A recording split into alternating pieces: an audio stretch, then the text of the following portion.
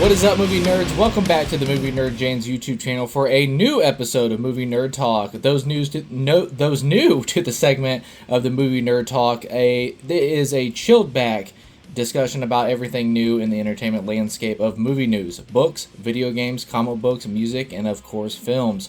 And he's back. He's back, ladies and gentlemen. He's from all the way to Florida. We have the return of Chad Eversole. What's up, man? Hello, everybody. Good morning, Internet. But yeah, before we get into this, and then also too later in the episode, I will have another special guest. Joining me is John Creech, who joined me for a spoiler-free talk for a review for the Backrooms, so he will be joining us later in the episode.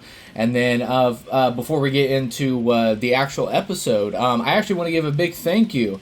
The Movie Nerd James YouTube channel has officially crossed 30 subscribers. So I wanted to thank everybody, for the support and also helping the channel past 30 subscribers. Like, seriously, 30 subscribers don't seem like a lot to a lot of people in other YouTube channels, but it means the world to me, and I really appreciate everybody's support and helping the channel reach this milestone. And like I said, when we get to 50 to 100 to 200 and all that stuff, I like to do something special when we get to 50 subscribers. So, but as of right now, we're at 30 subscribers, and it means the world, guys. And like I said, it may seem small, but it means the world to me. So thank you to everybody for helping the channel reach 30 subscribers. Thank you so much. And then also, too, a couple bullet points here, too, in the landscape of movies right now. The Odyssey, Christopher Nolan's new movie, The Odyssey. The tickets have gone on sale. They are officially on sale. 70mm IMAX, Dolby, 35mm, you name it. Get your tickets now. It's out there. And it's June 7th right now. So, like I said, they're going fast, so make sure you jump on it. Did you get your tickets, Chad? I have not yet, but it's probably nothing new to you. I'll hopefully as we get closer to it, because right now my work schedule and stuff is pretty crazy, so I don't know exactly when I'll be home to watch. So I can't pull the trigger or anything yet, but I will as soon as I have a better understanding of what that's going to look like at that time. But who knows? It's crazy. Yep, and then also, too, I'm going to wait until the season actually ends, but right now I keep bragging about it. I've been bragging about it for weeks and stuff like that, but it is Widow's Bay. It is on Apple TV Plus right now, and I think it is the best. Actually, I think it is the best freaking TV show on right now. If anybody hasn't watched it, definitely check it out. They're only like 30 to 40 minute episodes and stuff like that, but it's the show of the year. I think Katie Dippold, and hopefully I said her name right, but she has created something very special. I think it is, once again, I sound like a broken record, but it is the best show on TV, and I think it's the show of the year. And that's saying a lot, because I thought Pluribus was going to be my favorite of the year, and it is my favorite of the year, but once I start taking a step back and breaking down and stuff like that of Widow's Bay, but yeah, right now Pluribus and Widow's Bay, they're going back and forth, but man, the Widow's Bay, man, it's blown my socks off. I really love this series. And then once the season ends, it just aired its 8th episode out of 10, so once episodes 9 and 10 take place, which will be in the next 2 weeks, I'm going to get together with my wife, Jessica Eversole, and I'm going to get together with Chad, and we're going to do a spoiler talk and breakdown of the first season, because I'm just chomping at the bit. Like I said, I'm trying to be quiet right now because episode 8, man, there's crazy stuff happened, so I'm so excited to talk about that show. But we're going to wait until the season ends, and then we'll do a full season breakdown and stuff like that. But now, getting into the episode of the show, we're going to start out with actually the subject of box office. I haven't done a box office breakdown in a while, but this one required it because it's pretty nuts. But Curry Barker's big hit movie Obsession. I have gone to see it twice, made on a $750K budget. It is just killing it at the box office. It's awesome, and especially on a $750K budget, I haven't seen anything like this. And the popular things of Paranormal Activity, you have the Blair Witch Project, things like that, low budgets like this. It's very rare in the zeitgeist of the entire movie landscape for something to explode like this. So it's really cool to see in 2026 that's happening again. Your reaction to the box office of Obsession? Well, I know after you and I first talked about its opening weekend, we knew we were going to see something, I think, pretty special on and not just the horror side of movie making, but movie making in general. And then to be Curry Baker's real first, I said big budget, but obviously at $750K, that's nothing in the entertainment industry right now. I know that's their catering budget on a regular movie, but for him to do what he's done was amazing. And then we saw a rare feat in the second weekend being just as good, better than the first weekend, which is really hard to have happen. Usually see 40, 50, 60% drop off on movies. It's not uncommon to see up to a 90% drop off on a movie in the second weekend. It just shows you the kind of legs that it has, and obviously some standout performances that are giving it those legs and getting people into the theaters again and again to see it. So it's amazing to talk about, and obviously we're starting to see some other articles come out about it, which you figure would at some point. People are going to start questioning, hey, I had a part of this movie and it's making all this money. How do I get my new cut after agreeing to a rate for this movie? And now I'm like, shoot, I want more money. So we'll talk a little bit about that. Well, I guess, I'm glad you brought that up. Like I said, I'm not singling out the person. I'm not going to say the name of who said it, but we've talked about this before. So what if the movie would have bombed? Yep. Yeah, it's just like, pay up. Yeah, and also at the same time, it's just, once again, this person has more movie credits than me, but, I'm just saying, you have one credit to your name of a movie, and you got paid a salary of $300 a day, and you were paid. I don't understand this, like I said, unless you were guaranteed in a contract, but if there was no contract of, like, box office points or something like that, I don't understand the complaint of, now this movie's a success, I deserve more money and stuff like that. Now, granted, it's what's morally right, and then you also talk about what's business right and stuff like that. And once again, like I said, if the movie would have bombed, would you have been asking, for money and things like that? So I don't understand that. Now, granted, I have seen the movie system screw over people because back in the day when the actors of the Blair Witch, I know they got really screwed over in that because they had a producer credit and stuff like that, but it's one of those things like. And then if you go over to the music industry, I know Ice Cube talked about he wrote the music for like NWA and things like that, and he never got royalties or anything for that. So it's one of those things. It's tricky in the business. But no, in this situation, I don't understand. You were given a salary, you agreed to that salary, it happened, and then that's the end of the story. And once again, this is somebody that has one credit to their name, and that's not a knock on them. I'm just saying they're pretty fresh to the business, and I don't think they know the insides and outs of that. Now, going on from that, you have, I want to put this to rest too. I keep seeing people say the arguments of, the movie wasn't made on a $750K budget. Yes, it was. And a lot of people are like, well, you had Focus Features and Blumhouse who bought it for, it was like between, I think it was like $12 to $15 million they ended up buying this movie for. And they were like, so it's $15 million is what they made it for. No.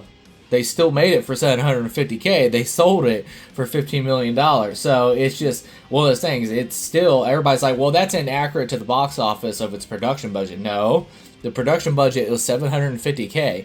And like I said, it's totally separate. Like it has nothing to do with it. It was made on a $750K budget. And that's what they're going by for the box office is your production budget to your income. That's what you want to, you want to double, but in this one, it's like times 170. So it's like, it's crazy. But no, moving on to that, it said it's the biggest second weekend increase for a wide release film, increasing 39%. You went from weekend 1, which was 16 million, to weekend 2, which was 22.4 million, and then weekend 3 to 26.4 million. And then right now, as we're speaking of June 7th, I am hearing that this is it's actually going to drop for the first time in the last 4 weeks, and it's going to, but it's still looking at a strong like $23 million weekend, and it's fourth weekend, so it's just absolutely insane.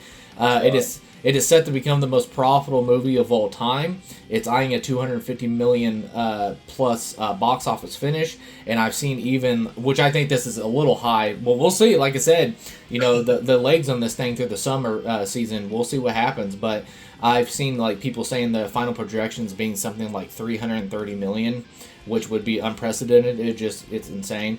But yeah, the box office success, like I said, June. Even with the big thing with the box office success is that they were supposed to release this on June 2nd for digital release, and they pulled it. And I think that's the smartest decision ever. And they extended it to a 45-day theatrical window. That's just smart business right there. So. Oh, definitely. Yeah, I mean, doing these podcasts, that we've done over the last, couple of years, whatever, I don't know we've ever, brought up the point that somebody has pulled a digital release, because you see so many of them that, week in, week out, they drop so much, they're just looking to get whatever they can, in the digital release before it goes like full digital streaming, for free kind of a thing. But yeah, I don't know if we'll see anything exactly like this for a while. I mean, I think it came out of nowhere, kind of a really a surprise for the season. So yeah, I don't know. We might be seeing something really special and really hard to replicate, because I think it really raises the bar for movies that are costing less than $1 million to make, which we know that's almost impossible or unheard of in the modern movie making. That I think it means some folks are going to get opportunities that they didn't get before in making movies, which is fantastic. But to now be behind the 8 ball on your next movie coming out, to think how do you replicate that success is going to be really, really difficult. Yeah, and then of course at the lead playing Nikki, Indy Navarrete. I think she's like blown up overnight, and even to the point right now is and rightfully so, because I said it as well in my review is there's even Oscar buzz circling around her, so that's really cool to see. And then of course I said it in my spoiler-free review, which is up on the last episode that we did, is congrats to Curry Barker, man. I mean, and the entire crew. I hope Barker had some box office points in that contract that he signed, and then also maybe he has a big bonus coming his way from Blumhouse and Focus Features and stuff. So good for him. I know I'm excited to see what he does with his next film, which is already filmed and done in the can. But it's pretty crazy, man, and such a really cool story, especially in you got to it as well in the movie landscape of today, to see something like this. You said it a while ago about films dropping 90%. How about a 82% drop of a major studio film, Mandalorian Grogu. Yeah, and then so to see that the Backrooms, and then now you have Obsession is beating a major corporation like Disney at the box office. It's just like I hope it's a real eye opener, man, to these studios that there was I'm forgetting his name. It was the guy that won the Oscar for American Fiction, the screenwriter and the director. Oh man, what's his name? It's gonna drive me nuts. But during his Oscar speech, he said, "How about instead of making these $200 million budgets or $300 million budgets, why don't you take that and make 30 $10 million movies?" And or 20 $10 million movies or something like that, and give these like visionary filmmakers somewhere to go with that. And I hope this is lighting the fire. And I know Clockwork Productions that opened up over at Warner Brothers right now for low budget filmmaking, and you have A24 and Neon, and now with Blumhouse still doing their stuff. I hope this is a big sign of like people want original content. And don't get me wrong, there's original movies that come out every year. It's just this is the rare air that people like supported it in the masses. And if you support original film, they're going to keep making original films. I keep telling people that just support original films, and they'll keep doing it, because at the end of the day, this is a movie business. It's a movie business at the end of the day, and it's about profit. So if they sit there and see that remakes and sequels and things like that are making a bunch of profit they're going to keep doing that. Now, if original filmmaking is happening and original films are making a bunch of money, and it's good for the business, they're going to do that. Is the outgoing movie landscape has always shaped shaped the movie landscape is the movie going audience. It's always been that way. Since the dawn of time when movie theaters open. That's how it goes. It's a business at the end of the day. So if you want more original films, get out there and support them. And I love that Obsession's getting this much support. But no, I've seen, like I said before, I've seen the movie twice, and I've been spreading it like wildfire, trying to get people to go out to the theater and see this film. And it looks like it's not going to be on digital anytime soon. So make sure you get out there and you check this out. And then I'm once again too, I'm waiting for the June 5th weekend numbers, because I've heard it's between like 21 to 23 million dollars. As of right now, I checked yesterday, it's at 126 million domestically. It's at 44 million globally for 171 million total as of June 6th, and that's on a 750K production budget. So that's amazing. It's pretty insane. But any final thoughts before we move on? Well, only one, and it's that I know after you saw Mandalorian and Grogu, and then after you saw Obsession, that it definitely was, it told two different tales of a movie, big budget versus small budget, and just how much more excited you were about Obsession because it just was a better movie. Yeah. I mean, when you say, oh, Mandalorian and Grogu could have just been an episode on Disney Plus, it's like, well, they weren't swinging for any fences, that's for sure. They weren't trying to do something different. They didn't kill off Mando or Grogu or Jabba the Hutt or whatever. So it's just was a safe way to make a movie, and just another one of those examples of the big studios just like, hey, we're going to pander to the fans, we're going to put this out, and if we get an 82% drop the second weekend, no big deal. But they're looking to sell toys, they're looking to sell other merch, and just keep the show in everyone's mind until they do their next project. So I mean, it just and that's not how you should make movies. It shouldn't be just, oh, we just don't want them to forget about us. We want it to be like, we want to blow them away and get them talking and get them into the theater the next weekend to see it again and again. So I know it was easy to tell just from your reaction when we talked about it originally between the two different movies that this movie might be something special, and we're seeing that. So it's good. I mean, you're my movie barometer when things come out. When you say like, hey, I don't think it's going to have legs, you're going to continue to do well. It typically doesn't, and there's been things that have surprised us, but for the most part, I think you've got a good eye for what what movie-going audiences really want to see, and it really showed in comparing these two movies. Yeah, in the subject of the Mandalorian and the Grogu, and like I said, and this is coming from me and Chad. We wanted that movie to succeed. We really love Mandalorian, and I really love the first 2 seasons of Mandalorian. I really love what they set up. I'm a sucker for that lone wolf and the cub type storyline, and it's just disheartening to see what it's become. And like I said, I'm not trying to be mean, because this is coming from 2 guys that wanted that movie to succeed and wanted to be surprised and stuff like that. But now when I talk about cash grabs, Mandalorian is like the top 3 films that's going to pop in my head. That's exactly what it felt like. There were no stakes. I was going to do a review about it, but it was just like, it honestly broke my heart, because I was like, I really went in like wanting that. And then back to what you said, Chad, it was keeping it in the minds of people.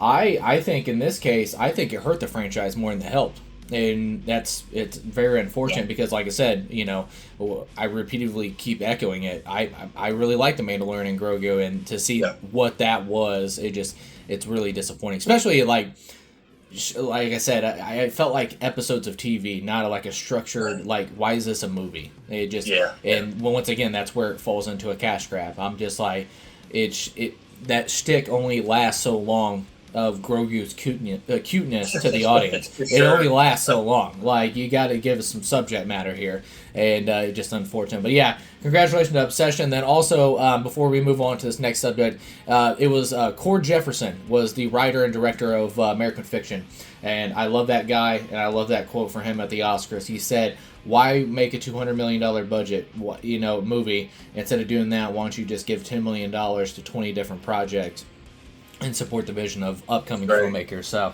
yeah, I love that. But now moving on, I actually sat down with special guest John Creech. I've done many Instagram lives and stuff with him, but this is the first time he's been on the Movie Nerd Talk podcasts and stuff like that. But I sat down with him to do a spoiler-free Backrooms, a spoiler-free discussion about the Backrooms. Woo! You can tell it's early, man. I'm so tongue-tied right now. So yeah. So I sat down with him to do a spoiler-free talk about the Backrooms and a review for the movie. So we will get to that now. All right, movie nerds, welcome to a spoiler-free review of Kane Parsons' The Backrooms, and I couldn't tackle this spoiler-free review alone. I have with me John Creech. What's up, man? Hello, thanks for having me. Glad to be back. Yeah, I was like, we've done plenty of Instagram lives together, but I think this is your first time being on the Movie Nerd Talk episode for the podcast. I think so. Cool. All right, so let me get this boring stuff out of the way. So before we get in this spoiler-free review, the synopsis of The Backrooms is the owner of a furniture store finds a secret doorway that leads him into an endless stretch of rooms. When he disappears, his therapist ventures into the unknown to rescue him. The film is directed by Kane Parsons. It's written by Will Sudik and Kane Parsons as well. And then it stars Chiwetel Ejiofor. And I hope I don't butcher her name. I always do it. I love her to death, but I keep butchering her name. But Renat Rensby, I think is how you say her name. And then you have Mark Duplass, Finn Bennett, Lakita Maxwell. And then the movie has a runtime of 1 hour and 45 minutes, rated R for language and some violent content. And as of June 4th, as we're recording this podcast, it is out in theaters now. So, the structure of this, John, I wanted to do, I split it up in two parts and everything. I wanted to structure it a little bit differently for this spoiler-free review. And like I said, we're not dropping spoilers just yet. We might save that for a future podcast. But for a spoiler-free wise, I wanted to start with the positives of the films. So what was some of the positive takeaways you took from The Backrooms from Kane Parsons? Positive takeaways. The director did a fantastic job, especially for a 20-year-old with their debut. I think that the vision is there. It's consistent throughout the performances, throughout the sets, throughout the visuals. I think everything feels really cohesive and professional, which isn't easy to do for an experienced director, let alone a first-time one. I say first time, and I mean, with a big Hollywood debut. Obviously, he's been working on Backrooms on YouTube for a very long time. But to compare it to other things that have come out recently, like Shelby Oaks or Iron Lung, I think this one definitely stands head and shoulders above those as feeling way more Hollywood, feeling way more like a movie. So I got to commend him on the consistency. I also have to shout out just how fantastic the practical sets look. I don't have the number off the top of my head, but I know that it was like a large amount of square footage worth of backroom sets were built for this movie, and I hope that those still exist somewhere. I hope that they haven't already been demolished or anything. Hopefully he can reuse a lot of it for the sequel, which he's already said is in the works, which is awesome. I want more of this. The practical sets really lent to the film. Like, you really felt when the characters were lost in the space, like you were getting lost in the space. The liminalness of it all really came through because of the practical set design. And then the last thing, which I'll let you touch on more heavily, is the performances. Just fantastic, especially from our two leads, but even like a couple of little side characters which didn't stick around too long. While they were there, I was like, everyone's trying, which is great. Everyone's pulling their weight. There wasn't anybody showing up just for a paycheck. Yeah. Yeah, I totally agree. I absolutely agree. I think this was shot very well, and it looked very high value. And you even got to it too. It's like a featured film, and it was very impressive looking. And yeah, the set pieces with Danny Vermetti and Kane Parsons, vision of what he did for years on YouTube and everything else. It was trippy, man. Like I said, when you do the backrooms from the YouTube days, it's trippy, and I think they absolutely captured all that. And I felt tension. I was terrified. I thought it was like a mind trippy maze is basically what I called it when I walked out. And it made me like, I don't know if you were doing it through the film or whatever, but when as Chiwetel is actually going through the maze or Renat, and she's going through the maze as well, I was like, found myself like retracing the steps. I'm like, oh yeah, you got to turn here, the stop sign, you got to go over here, all that to get back to that doorway. Like I was even like backtracking, so I was like kind of like a panic mode myself watching it. So I thought that was really cool. And then I don't know if you want to chime in on this as well. I thought the movie, I thought it fired on all cylinders, and it's not surprising because given what Kane Parsons did with the series and everything else, but I really feel like this movie was like firing on all cylinders through the found footage. I just thought that was so excellent. Yeah, there were a couple of uses of found footage in the film, and I think that they were well incorporated, well executed. They didn't overstay their welcome. I also think that something that transitioned really well from the YouTube series to here was the lore aspect. So if you're coming in with prior knowledge of the Backrooms and you're like, all right, where does this plug into the timeline? How does this further the narrative? There's something there for you. But also, if you're a newcomer, know nothing about the Backrooms, this is your first introduction to it, I don't feel like you're going to be lost. This is a really good piece for newcomers and people who are looking to get more from the YouTube days. Yeah, and then without context too, what'd you think of Pirate Clark? Pirate Clark was awesome. Yeah. My algorithm is so in tune to everything I've just done. So having like gotten home fresh off of seeing the film, I was already seeing, all the creative ways people were using Pirate Clark in their real edits or, fan arts and things like that. And I was just like, wow, people are so awesome. I love seeing this stuff fresh out of the experience. People are already on it. Yeah. I was expecting, again, without getting into spoilers, things that we've seen in the Backrooms YouTube series to show up here. And we got that. I was surprised at how original they were in the film versus the YouTube series, though. There were some design elements from things that are in the back rooms that I thought I would see here, and then when they were new or reimagined, I was like, oh, okay, I didn't think that would look that way. Yeah. Yeah, I was like, once again, like I said, I'm tiptoeing on spoiler territory, but yeah, as far as like context of Pirate Clark, yeah, I thought it was like super creepy, and I thought it kind of rocked. I was like sitting there, I was like, and especially the context of why Pirate Clark looks like that, I think it's very, very heavy to the character and stuff like that. So it was really, really cool, and I thought it was creepy as balls, man. I was just like, good lord. But but yeah, moving on to the positive hand, we're going through the section of flaws, and I'll take this away and hand it off to you. As far as like, and once again, I think this falls into line is, once again, John got it to a little bit before as well, is we're looking at a 20-year-old filmmaker, which is incredible.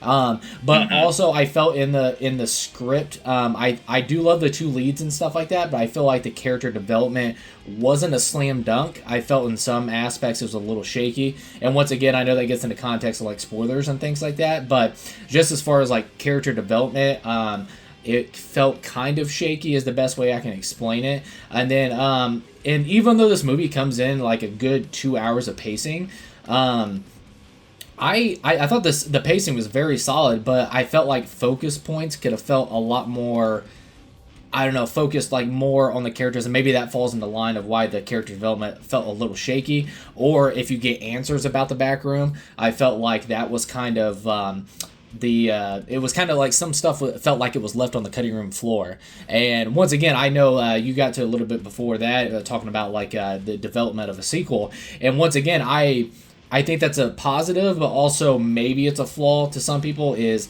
it's leaving you wanting more, but also in the present of watching the movie, I feel like I wanted a little bit more. But besides that, I just, I'll hand it off to you, John. What do you think? Some flaws of the film? Yeah, I was sitting through the first couple of acts wondering if it was going to feel like if it was dragging or if it was going to feel like it was heading towards, the inevitable conclusion that I feel like the film pretty well sets up. Like, we know how it's going to end. And I didn't feel like the journey there dragged, luckily. So the hour 40 minutes was tight. I don't think that it needed substantial cuts. A lot of films are overstaying their welcomes. I'm kind of tired of a lot of movies feeling like they have to have a 2-hour minimum. And I'm like, no, there's nothing wrong with a 90-minute movie. But in terms of how the film used its economy of storytelling with the time they had, I think that they could have done some things a little bit more efficiently while not sacrificing character development. If anything, lending to better character development. Yeah. You spoke at the beginning about, the plot synopsis. Therapist tries to save her patient. He stumbles into the back rooms. I went in with just that knowledge in the first trailer. And again, without getting into spoilers too heavily, I was surprised by how the film takes a minute to get there. There's a lot of setup before we get to therapist goes after patient in back rooms. Yeah. And I feel like we could have used the found footage element to get us there quicker. I feel like we could have kicked off her journey into the back rooms after Clark sooner, and then utilized found footage to close those gaps in time. Mm-hmm. Almost like, she's finding TV screens and tapes and cameras and things like that so she can see Clark's journey. Yeah. That way we get sooner, the payoff of her being in there and experiencing Clark's journey simultaneously. As the film stands, though, those two things are kind of independent of one another and kind of clash with one another. Trying to develop her and Clark and the back rooms all at the same time wasn't done as smoothly as I would have liked. But what do you think about that? Well, my thing too, I guess I should have said in my one of my flaws before that. I honestly felt like this movie could have used 15 to 20 minutes, and that's rare for me to say because usually, like you said before, kind of like Hollywood movies drag on too much. It's like the runtime is way too long. But in this case, it's a very rare case for me. Is I thought we could have used another 15, 20 minutes, and that's what I meant about a lot of stuff fell on the cutting room floor. I was just like, I wonder if they're going to come out with a director's cut or an extended cut, whatever they want to title it. Because I honestly, and I mean it in a positive way, also as well, is I would have been okay with an extra 15, 20 minutes. Then I love that idea. You talking about finding tapes and stuff like that of his journey. And once again, I think they kind of really, really glazed over the why the back rooms exist and stuff like that of getting deep in the details. There is answers of why it exists a little bit in there, but I wish we'd have dove more into that. So yeah, there's some speculation between the characters on how they interpret the back rooms, but I don't take it as gospel. Yeah. Kind of is the narrator reliable type situation. Yeah. So I think it gives an answer, and whether or not that's satisfying or not to the viewer is up to their interpretation. But I don't think it gives the answer. Yeah. And then also, too, I don't know if this falls into a flaw. It didn't fall into a flaw for me, but I can see how regular movie-going audiences this could possibly be a flaw for them. But the movie kind of just ends, but there is subject matter there, but I think the regular movie-going person may feel unsatisfied with the ending. So I say just a warning in that.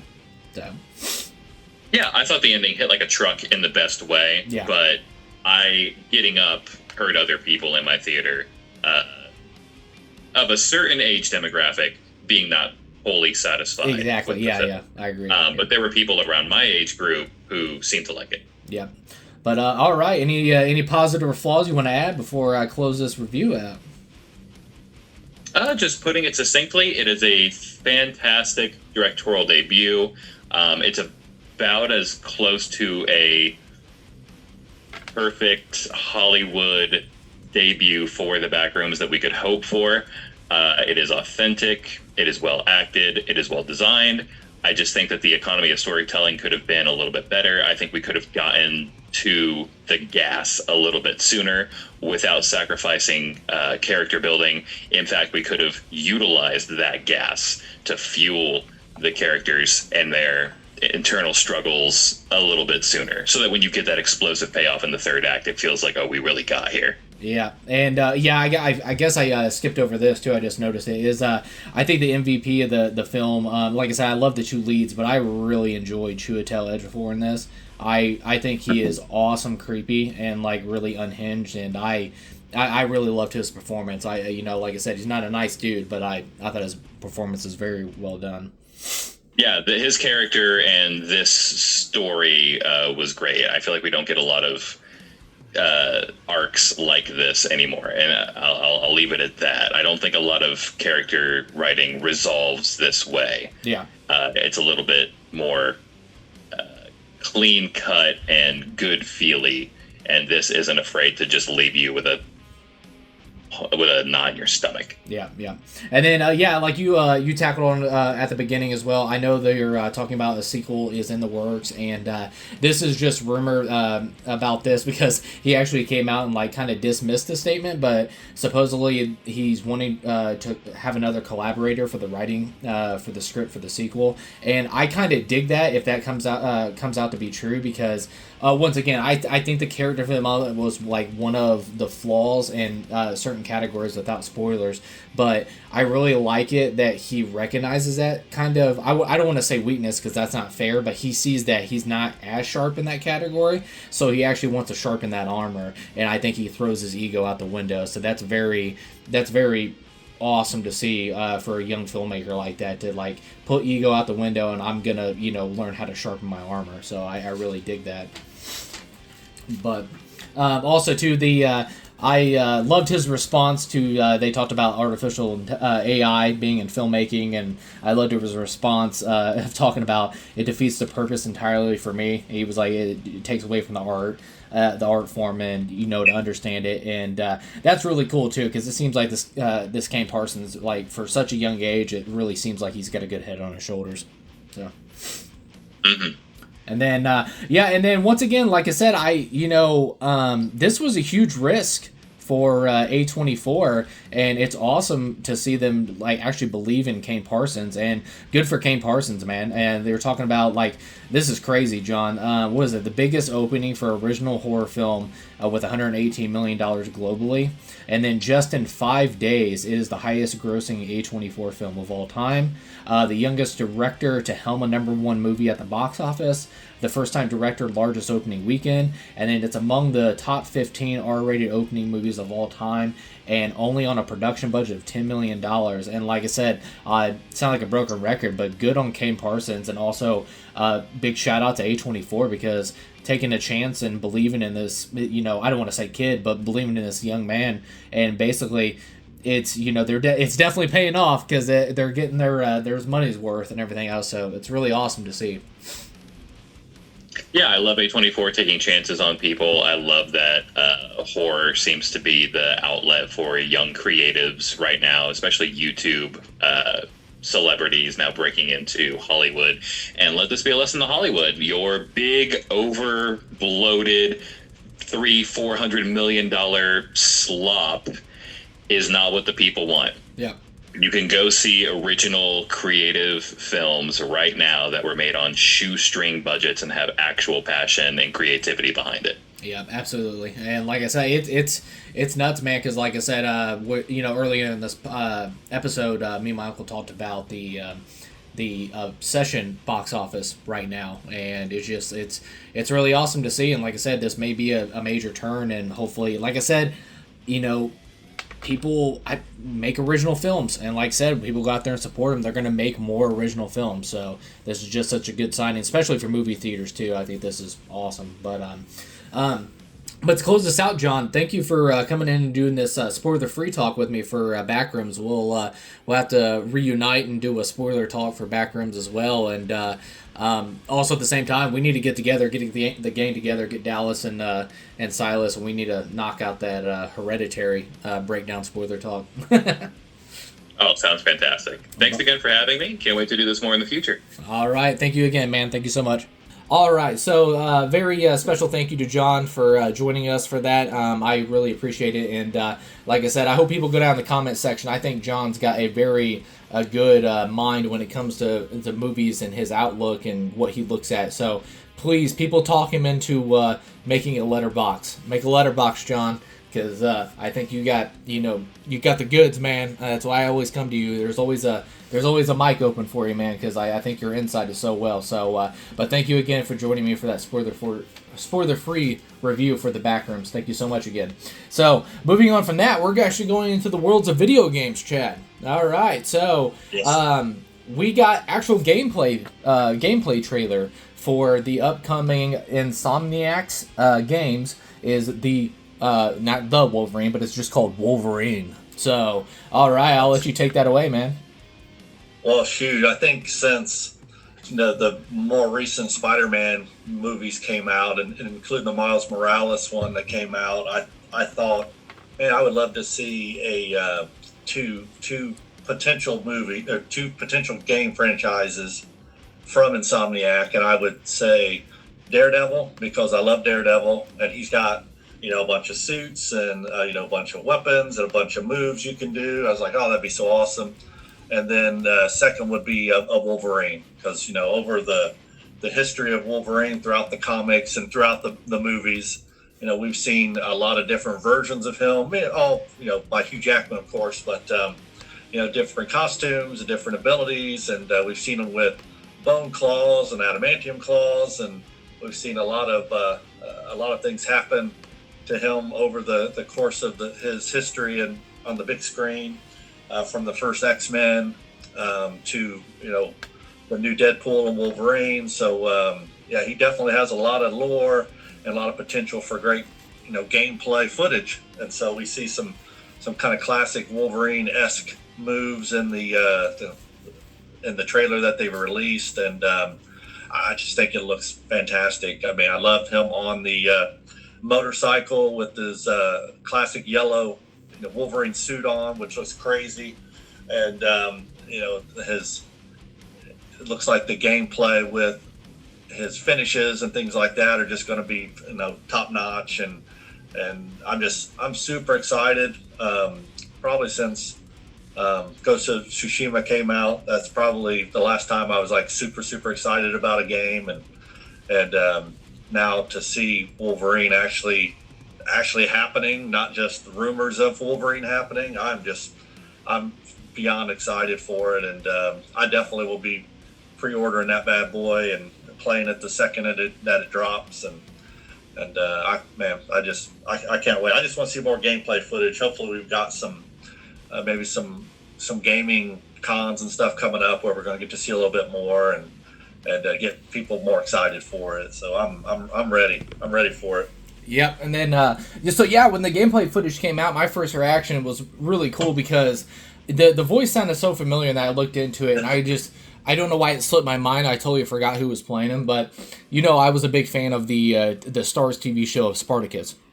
And when Andy Whitfield, who played the original Spartacus in the first season, a fantastic actor who passed away way too soon. He passed away of cancer, and his replacement was Liam McIntyre.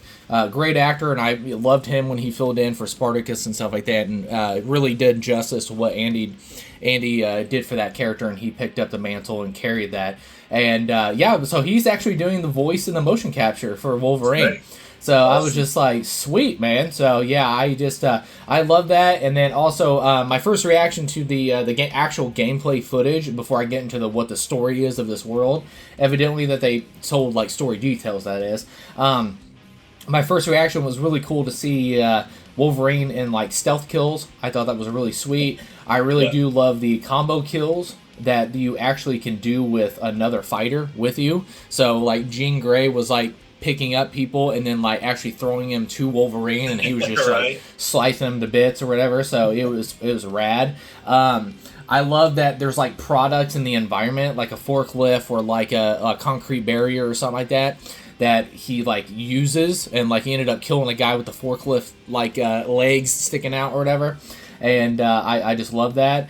It's bloody, Very. and yeah. And I absolutely loved it. And then you see familiar Wolverine attacks, but also at the same time, you have like new attacks by Wolverine. So I'm like, it's really cool to see the combination of the two. And not in what they said about it too was I love, and of course the Spider-Man films did it as well, but it was like a mixture that was almost like a cinematic cutscene, but you're also in gameplay.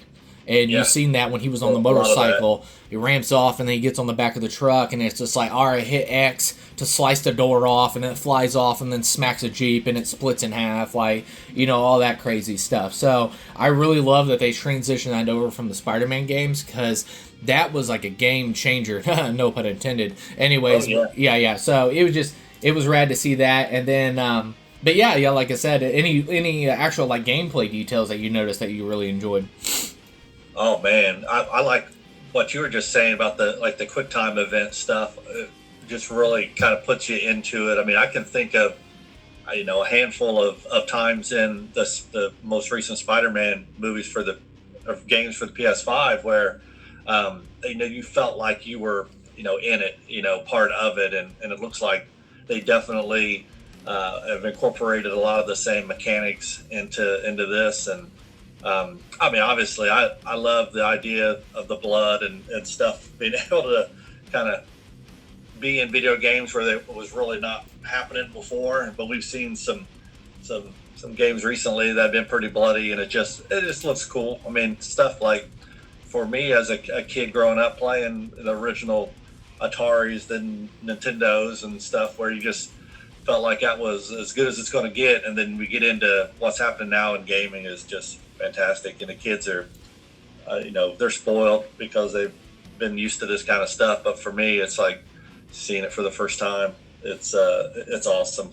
I just can't wait to see how you build on the character. Where does he start from? I'd love to see him basically busting out of the bunker after he gets his adamantium in, and that's kind of the start of the game. And but I don't know. I mean, I hadn't looked up to see what they said about, kind of the origins of this game and where we're starting at. Are we in, a current universe? Are we in an alternate universe kind of thing? I know they got a lot going on with that in the world right now for Marvel. So, heck, I mean, we could even see multiversal Wolverines, maybe. Yeah. I don't know. Maybe with some that we're seeing with different suits on or in different realities. I have no idea. Yeah, and then I'm going to come at two different angles of these two different details. One of it's a story detail, and it also has to do with the gameplay. I think I don't want to say a missed opportunity because, like I said, I haven't played the game, so I don't know what is a missed opportunity. So maybe I'll revisit this after I play the game. But a story detail that they release is the X-Men do not exist in this world. They do not exist at all. So when you're seeing the adult, Jean Grey, and you see, Logan, stuff like that, and Sabretooth and all that stuff, it's just, there is no X-Men in this world. So, and that brings me to a gameplay thing. I'm very curious because, like in Spider-Man, like you got to go around, you go to Dr. Octavius, you get upgrades, blah, blah, blah. You go over here, you get backpacks and all that stuff, different suits, blah, blah, blah, and you got to do this and everything else. I thought like Hogwarts Legacy, it's a bummer because if the X-Men don't exist, then that means that Xavier's school for young gifted children do not exist.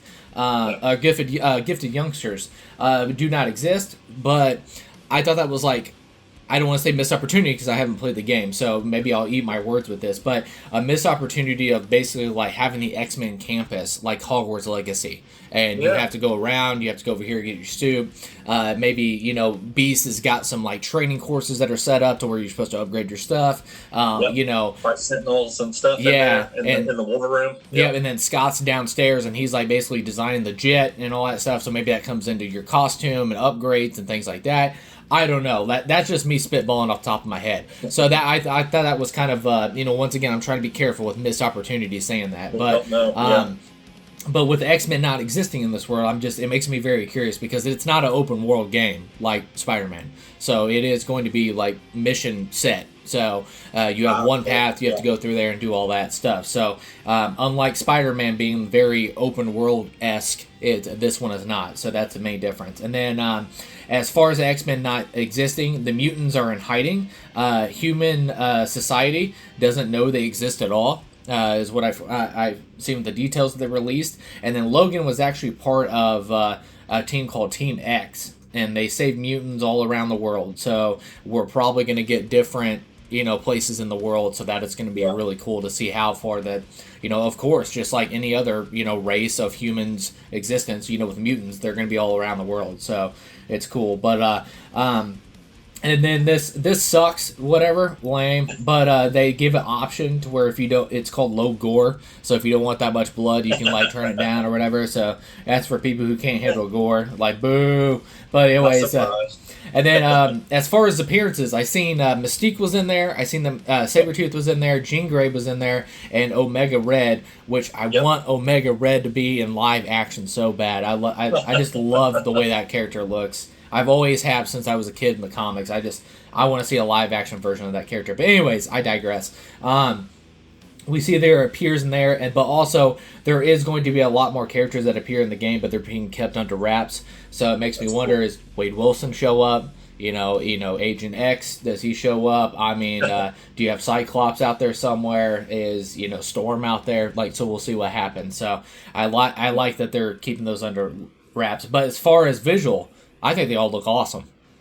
Yeah, you definitely can't beat that. I love the little sequence when we first see Mystique, and I know one of the comments on the video when I was watching it was talking about Mystique and comparing it to some of the in the Spider-Man where you're Mary Jane, when you're doing like missions as her, where you're sneaking around and doing stuff. Are we seeing the possibility of you're Mystique, or you're not going to be Omega Red because he was, I think, beating up on Wolverine in the footage, but where potentially you get to play as other characters, which I think is kind of cool. I don't know if you remember some of the early X-Men games, like for Nintendo, Super Nintendo, where you pick your character, then kind of go and play that mission, and then things happen based on which character you are.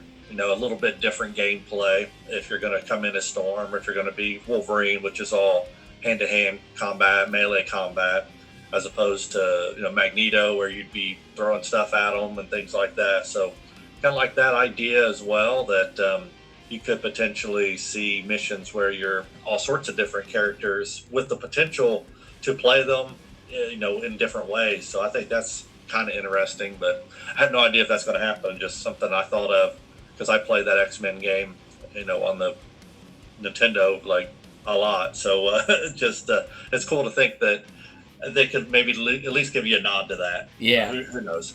Yeah, and then I did see a possible tease at the Morlocks. The only mutants I seen from the Morlocks was Leech, and then Amelie, and then your Grotto Thug, and Caliban, and then Callisto. I don't know if that was them. So like I said, that's just me theorizing on my part and stuff like that. So I think that's who was in that container. So we'll see what happens. And then also, speaking of the container, Bolivar Trask, you seen the Trask Industries was on the side. So I was just like, wow, that's pretty cool. Definitely coming up. That. Sentinels, and then cybernetic soldiers, and then obviously he's anti-mutant, so he's just the evil dude. So it's gonna be cool. I love those teases, and then you have back to the Team X that Logan was on.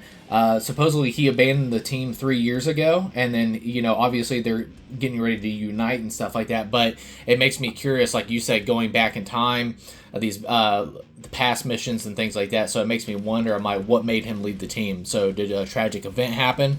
Did he not be able to save a mutant? Did someone close to him die? Was somebody else on the team that was very close to him that ended up dying as well? So we'll see what happens. So that could be possibly some sprinkles of some past tragedies that's haunting Logan, which would not be new for the character because he's been alive for 200 plus years. So it's just So it's going to be really curious to see that. And then, but yeah, man, that's really pretty much all I have because, like I said, it was a gameplay footage. It's about what 7 minutes, something like that. So, but yeah, I'm echoing what you said, man. It looks freaking rad, and I can't wait to play it. And I'm super pumped. Yep, I'm ready. But I didn't see when it comes out. When's it come out? Yep, yeah. Then I have it right here. It releases on September 15th, 2026, and pre-orders are up now. And and I'm excited to see Lehman McIntyre's Logan. Like I said, he's short, he's hairy, he's like got the iconic suit. He's mean as hell. I'm pumped. So yeah, I'm excited. So I'm definitely looking forward to September. I'll be calling into work.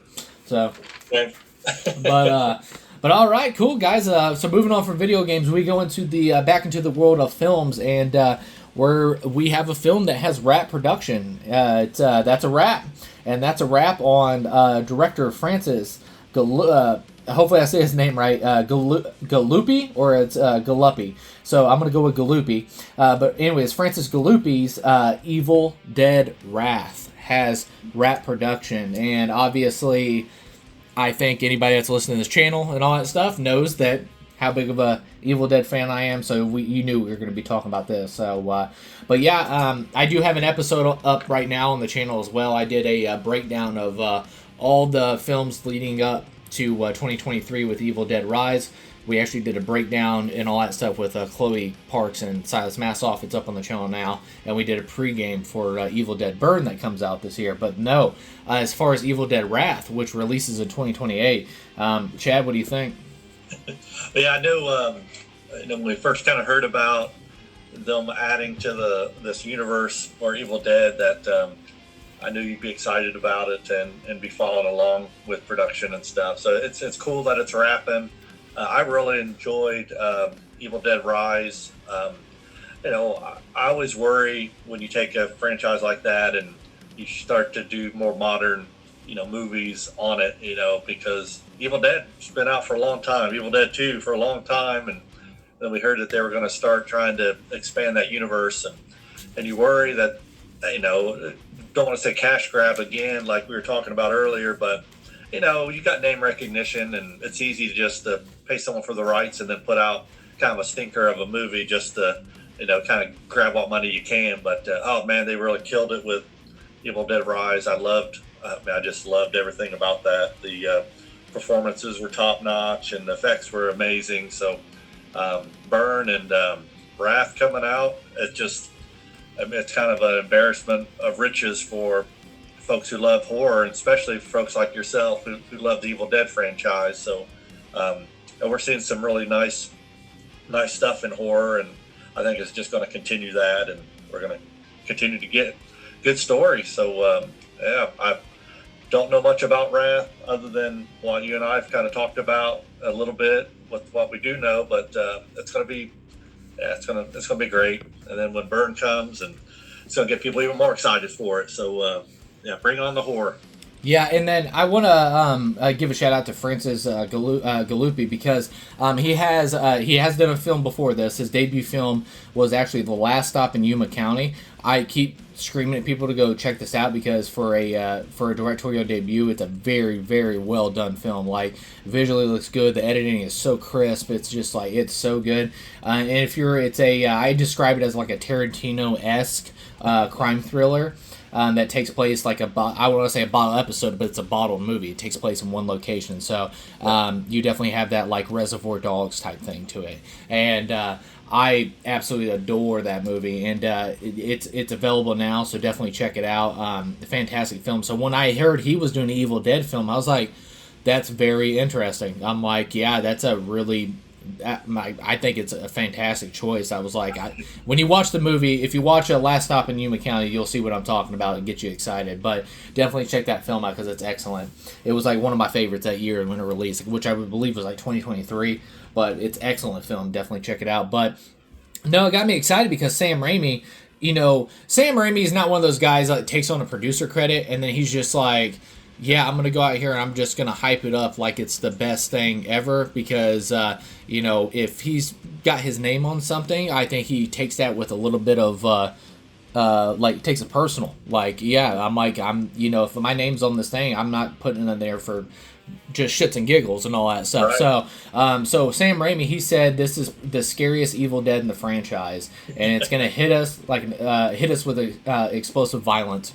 So I'm just like, I'm really excited, and also just by his reaction, because him being hyped about this film, and also too, it's just so fun. And we talked about it in our breakdown review and stuff for the actual franchise. Is Sam Raimi, like, how old is he now? And he's still like that little kid that's making his first film. Like, nice. His excitement and stuff like that. And if you see the people he's working with, like you had Rachel McAdams just recently with Send Help. They said he's just like a big kid on set. It's just, he loves filmmaking. It's so inspirational and just the greatest thing ever. And once again, obviously we know that Evil Dead is his baby, and to see him so pumped about somebody taking his baby and doing something with it, just it's got me amped. But this is okay. How do I structure this properly? This is not concrete, I'll say that, but I will support that the details were there for me, and they just kept growing throughout that. Now, when they entered production, I thought it was very interesting that they came up with this text that was all fuzzy and grainy like a Grindhouse film. I was like, that's very interesting. I'm like, so in the back of my mind, I'm like, is this a 70s or 80s film? Like, this is actually not going to take place in the present. It's going to be in the past. And then throughout production, too, I seen some of the costume design. It looked very 70s. And then also there was the producer who was let me look at my notes. A longtime producer was Rob Tapert, who's been there since the beginning. Him, Bruce, and Sam, they were the birth of the Evil Dead franchise, and he's been a longtime producer on it. He said it was like a period, trying to get it a period piece accuracy in the film and stuff like that. And I'm like, So I'm like, huh. And then, like I said, I think if it's true that the rumors are that this movie takes place in 1972. Wow. So I think that we're gonna say that, we're gonna go with that. It is actually 1972. I'm gonna roll with that for a second. That blows the doors off of possibilities. Yeah, it becomes like a prequel kind of thing at that point. Yeah, and I was like, you go back to the original 1981 Necronomicon. Like, did a different group encounter this? How did it end up over in the actual temple? Like, it's just, I don't know, it's got me very curious. I'm like, is this, and then once again as well, you have the 2013, of course you have Evil Dead Rise with the other 2 volumes of the Necronomicon, and then you have Evil Dead Burn, which right now, as of June 7th, we don't know is that an actual Necronomicon or somebody's been studying it in a log of the Necronomicon volumes of around the world and stuff like that. But we still don't know those answers. But could this be a prequel to one of the Necronomicon volumes? Like, you've seen in the 2013 version that when he was flipping through the pages, it had notes like, do not read from this book, don't say the words, don't write it, don't, Where'd that come from? Yeah, where'd that come from? And like I said, could this be like a prequel to set up one of those volumes that somebody's actually encountered before? And then, of course, 70 and 80s aesthetics, like, come on, man, that's rad. Yeah. Oh, it's awesome. I love a good period piece. Yeah, so what do you think of that, Chad, if it does take place in 1972? Man, one nice thing about it is, like you just touched on, you always have throughout franchises like that those little weird things that you just can't explain. The idea that there'd be a book with all this writing in it, and at this point they haven't even kind of explained exactly how some of that happened. And it's nice for the mystery of it and to give it kind of a larger life outside of the movie that you're actually seeing, which is fantastic. I love that. But going back to the 70s, which I love that aesthetic as well, and it really changes how you could shape what happens in the following movies. If it is a true prequel or whatever, maybe we're just getting some look back to that time, and then we're going to go back, to the present. Who knows exactly? But I'm always up for, adding another layer to the lore of, beloved franchises like that, without doing it in a money grabby, showy kind of way, but just add a little bit of extra layer to it is really cool, especially for, folks like yourself that care so much about the franchise, and just want to continue to build on to what it means to other moviegoers. So so far everything I'm hearing is right on target to where we want it to be at. So it's going to be exciting movie, I hope. Yeah. And before I say this too, don't get me wrong, all the Evil Dead films, even though they were grounded now since like 2013's The Evil Dead with not Andy Muschietti, freaking, why am I drawing a blank? Crap, we just talked about him. Why am I drawing a blank? So anyways, Fede Alvarez, there we go. Jesus. Anyways, Fede Alvarez is the Evil Dead in 2013, and then you had Lee Cronin's in 2023 with Evil Dead Rise. Yeah, it's more like horror. Yeah. And then of course we had that same feeling from Evil Dead Burn as well. It's more like large percentages, like it's just straight horror and stuff like that, which is great. But and there is humor beats throughout those movies and stuff like that. Like just recently they just released on June 6th, which was yesterday as we're recording this, is that they released a clip from Evil Dead Burn, and one of the Deadites gets like chucked down the stairs and like hits the bottom and does this bat bend, and then it reaches up to the door and it's like, Joe, please come save me, and they're like, and then they go right back in the door, and then the Deadite's like, whatever, and, all that stuff. So there is humor beats there and stuff, but I'm still waiting, man. I wonder, is this going to be, with Evil Dead Wrath, is this going to be a straight horror? Or is it going to be actually a comedy horror, and somebody's actually going to attempt to take the swing? So that'd be great. I love that bit in the trailer, little teaser trailer, and it also shows you that the Deadites, besides obviously inflicting as much pain and horror onto these characters in here, they're thinking. It's just interesting to think this, like, well, I gave it a shot. Yeah. What harm could there be? If they let me back up, I can keep on keeping on. But this time it's just like, whatever. I'll figure out something else. Yeah. Just funny to see that. And I love that idea that we get more to comedy horror roots. Some of my favorite horror movies in general are that. Because I'm a comedy guy. So to blend the two and do it well, like with Shaun of the Dead. And plenty of other horror movies that do similar things. Like I'd be excited for that. I'd love to see it. Yeah. So and once again, like I said, nothing's confirmed. I don't think we're gonna get. And I'll get to that reason why here in a little bit. But we may get a teaser for Evil Dead Wrath when Burn comes out in July. But as far as that, like, we really won't know if this is going to be straight horror or horror comedy. And like I said, I'm still waiting for these new adaptions to somebody take the swing, because horror comedy is very hard to pull off. That's what made it so special about what Sam Raimi did with 2 and 3.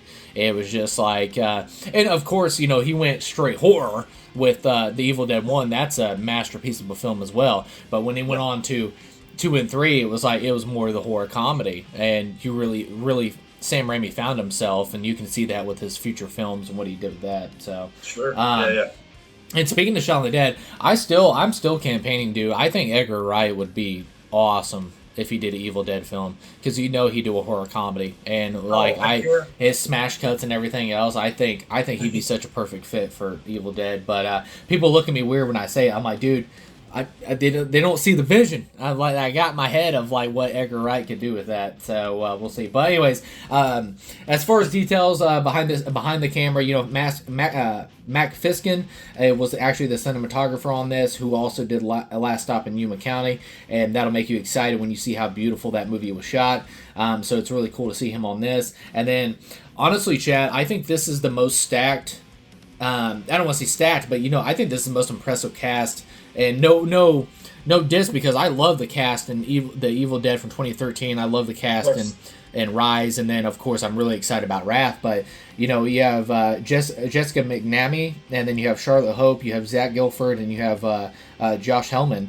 I think this is a fantastic cast, like I said, and Zach Gilford, who's been on like Midnight Mass and then a bunch of Mike Flanagan's Netflix stuff. I think he's an excellent actor. And then also Josh Helm, who did Mad Max Fury Road, and he's been in X-Men, and he played the young William Stryker and all that stuff. I think he's a great actor. And then you have Jessica Nami, who's I didn't like the movie, but I like her in it. She's just recently with Sonya Blade in the Mortal Kombat films. So it's just like I think this is a very, very solid cast, and I'm excited to see what Galluppi does with it, man. Because I'm excited and seeing how pumped he is, how pumped Sam Raimi is, and just the possibilities that this could be a 70s film. I'm like, yeah, it's a big smile on my face. So I'm glad to see the franchise in such awesome hands, and then Sam Raimi giving his baby off to let these filmmakers bring their own voices to the franchise, or bring their own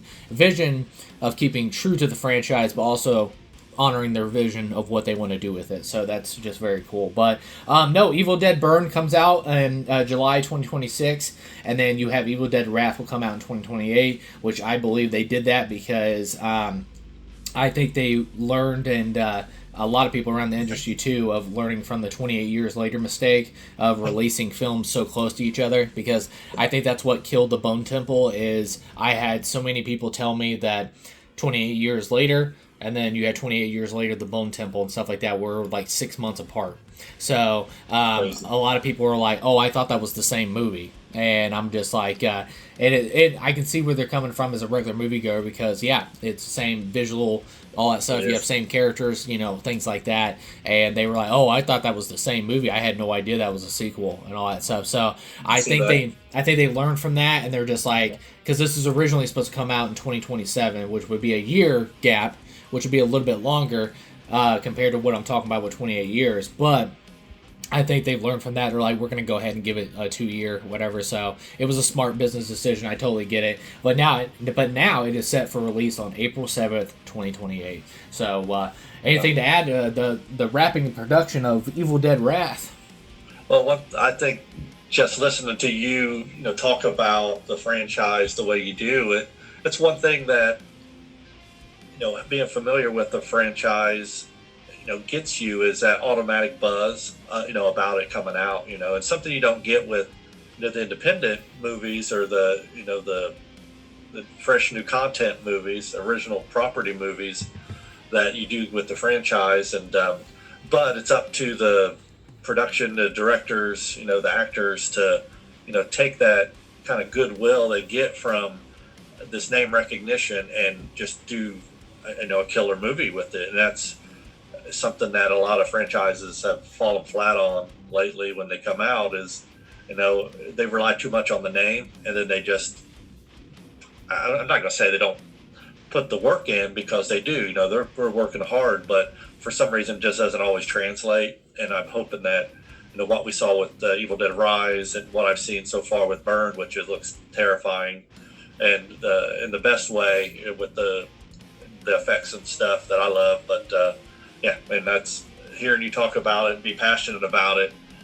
I know it's a disappointment when things come out and they're just flat. It's like, oh, they did the bare minimum to say that it's a Evil Dead movie, and and it's okay. It's part of the franchise now, and it's okay. And we don't want to hear that. We want these things are awesome, and so far they look awesome. So I haven't seen anything for Wrath, of course, because it isn't out, but when we see that first trailer, if it's anything like what we've seen, think about that kind of wonder scene in the kitchen that we've seen so far with Evil Dead Burn, and all of the chaos that's happened behind it. It just looks crazy. So in the best way. Yeah. Well, and I want to echo what something Silas said in the podcast episode. Is we talked about with Sam Raimi, entrusting in his baby with these filmmakers. Is you go back to the mid 2000s to the late 2000s, and this will lead into 2013's Evil Dead.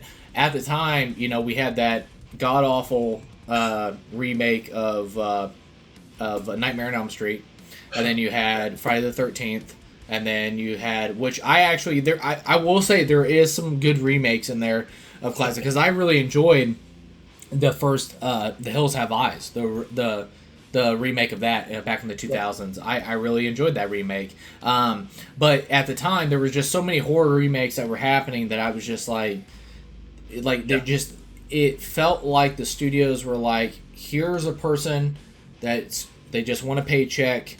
Oh, I'm making a Friday the 13th. It's a recognizable IP. It's a Nightmare on Elm Street. It's a recognizable IP. It wasn't, oh my God, I'm doing a Nightmare on Elm Street movie. Oh my God, I'm doing a Friday. Yeah, exactly. I'm doing a Friday the 13th movie. Like, holy crap. Or like you get like Fede Alvarez when he got like the job to do, Evil Dead, but when he got the job to do Alien, he's like, I'm making an Alien movie, all that stuff. So I just love to see that fire of the passion that people are excited about in this franchise. And that's what I said. I think Sam Raimi, being a huge producer on this and protecting his baby, is if he doesn't see the fire and see the passion and see the love that they're going to give to that, he's like, well, moving on to the next one. So it's like right. So it's with Sebastian Vanishek, who's doing Burn, and then you have Francis Galluppi and then Lee Cronin and Fede Alvarez. He sees something in them. He sees that fire,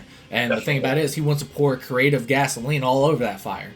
So it's just so exciting. So that's the one thing I think was missing with those like horror remakes is the fire to do that. Now, granted, I wasn't there. I wasn't on set. I wasn't during the deals and stuff like that. I know a lot of that stuff comes into play is who owns the IP, because a lot of these studios are very like pull back on a lot of stuff. Like, oh, well, you can be crazy, but you can't be that crazy. So Sam Raimi's like, you want to be crazy? Go ahead, and he lets you off, and it lets you just go creatively wild. So it's just that's the thing. That's what's separating it from other franchises is like the burning passion for it and letting these people create and be creative, and that's why you want to be a filmmaker. So it's so rad to see. But sorry, we could talk about this all day. Sorry. Of course. But yeah, moving on to from the wrapping production of Evil Dead Wrath, we go into actually, we're going to break down and talk about, we're going to do a spoiler-free at first, and then we're also going to do we're going to do spoiler talks at some point in this, and I will give a warning heads up. So, but no, on Apple TV, it dropped the first 2 episodes of the debut of the adaptation series of Cape Fear. Cape Fear, the showrunner on this is Nick Antokoska, and hopefully I said that right. He was a producer on Hannibal and a writer. He's a showrunner for Channel Zero and Friends of the Family. In the first 2 episodes, we have episode 1, which was titled Fingers and Toes, is actually directed by Academy Award nominee Morton Tildum, who did The Imitation Game. And then episode 2, Why Would I Want to Hurt You, is directed by S.J. Clarkson. She's done Succession, Defenders, Jessica Jones, Dexter, House, Orange is the New Black. Like, she has a lot of TV credits of directing, so she's very experienced. And then the plot of the actual Cape Fear series is that stars Amy Adams as Anna Boden, Patrick Wilson as Tom Boden, and then Academy Award-winning actor Javier Bardem as Max Cady. A dangerous criminal, Max Cady, seeks revenge on a family after his release from prison, with the wife having been his defense attorney, making her the central conflict. All right, so I'm gonna be all over the place with this, but before we get into the crazy chaos of that is spoiler talks and stuff, Chad. So the first 2 episodes dropped. I do think that was very smart to drop the first 2 episodes, and I'll get to that in the spoiler talk. But a 2-episode debut. I know a lot of people probably remember the 1991, I believe, is the adaptation that Martin Scorsese was famously adapted with Robert De Niro, who played Max Cady. And then I want to say, what was the original? I think it was 1962 was the original Cape Fear as well. I think a lot of people forget, too, that the 1991 is actually a remake as well. And 1962 was the original Cape Fear, that kind of that. But it's actually based off a book, and I'll get the title and the author of that as we're talking as well. But, so, Chad, what'd you think of a spoiler-free, set the first 2 episodes? Yeah, that's tough. So after I kind of digest it a little bit after I watched the first two, and was kind of talking to Faith about it a little bit. They were well done episodes. Javier is awesome, of course, and Amy does a really, really good job in her reactions to kind of some of the things that happened throughout the first two episodes. She just killing it on the acting front. But to me, I thought they were a little slow, just from the standpoint that I know they made this into a series, so it's not like the De Niro version of it where everything just bam, bam, bam, bam, bam. So yeah, we're going to get to develop the characters a little bit more, get to see a little bit more with Max and his family. Man, it's so hard to do spoiler free on that stuff sometimes, but I see it building momentum, snowballing from that first episode. When we first introduced the characters, we find out, of course, about Amy Adams' character having been his defense attorney, but then also her current husband was also the prosecutor in the same case. So it's strange, and that's something that Max talks about quite frequently in the episodes. So until we can talk a little bit more about what actually happens in them, it's pretty straightforward bit. Like you said, he's getting out of prison. He's kind of wanting to take revenge. I mean, you don't obviously know unless you've seen Cape Fear that's what he's trying to do, is get revenge for his perceived wrongs by this family. But that's kind of the direction that we're heading quickly. But it's like with any suspense, drama, horror kind of thing, little things that happen here and there, they kind of pull the rug out from under you a little bit, make you think it's maybe him, but then it's not, and then maybe it is. It's just kind of one of those kind of formulaic things. But I think that it's going to end up being a really good series. Obviously, great actors, and the production is very good. But except for me, so far the first two, it's kind of laying the groundwork for everything. I can't say that any one thing really stood out. There's some nice effects in there, and we get some flashbacks as well with Max in prison. So once again, just laying the groundwork for what's to come, so they don't have to bring up any more exposition in the next few episodes. We kind of get it all out of the way the first two. That's been my impression of it. Yep. And then spoiler free wise, yeah. So I can totally agree, and I see that because what was it, like 52 minutes? I think was the second episode.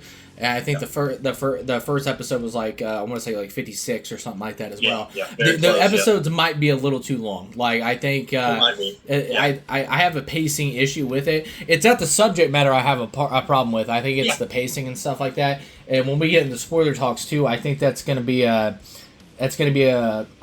I don't want to say this. Yeah, I'll go ahead and say it like that. But it'll be a concern for me. Is this is a 10-episode show about a 200-page book, so it's all that stuff. Am I gonna feel the filler dread? Now, subject matter and groundwork. I had in the first two episodes. I don't think they were they didn't feel like filler to me. It felt like groundwork. Like it comes with these TV shows, and especially limited series. You're gonna get that and stuff like that. So that's why I think it was genius to release the 2 episodes, because if you came out with episode 1, which I think episode 1 really does end on a great note.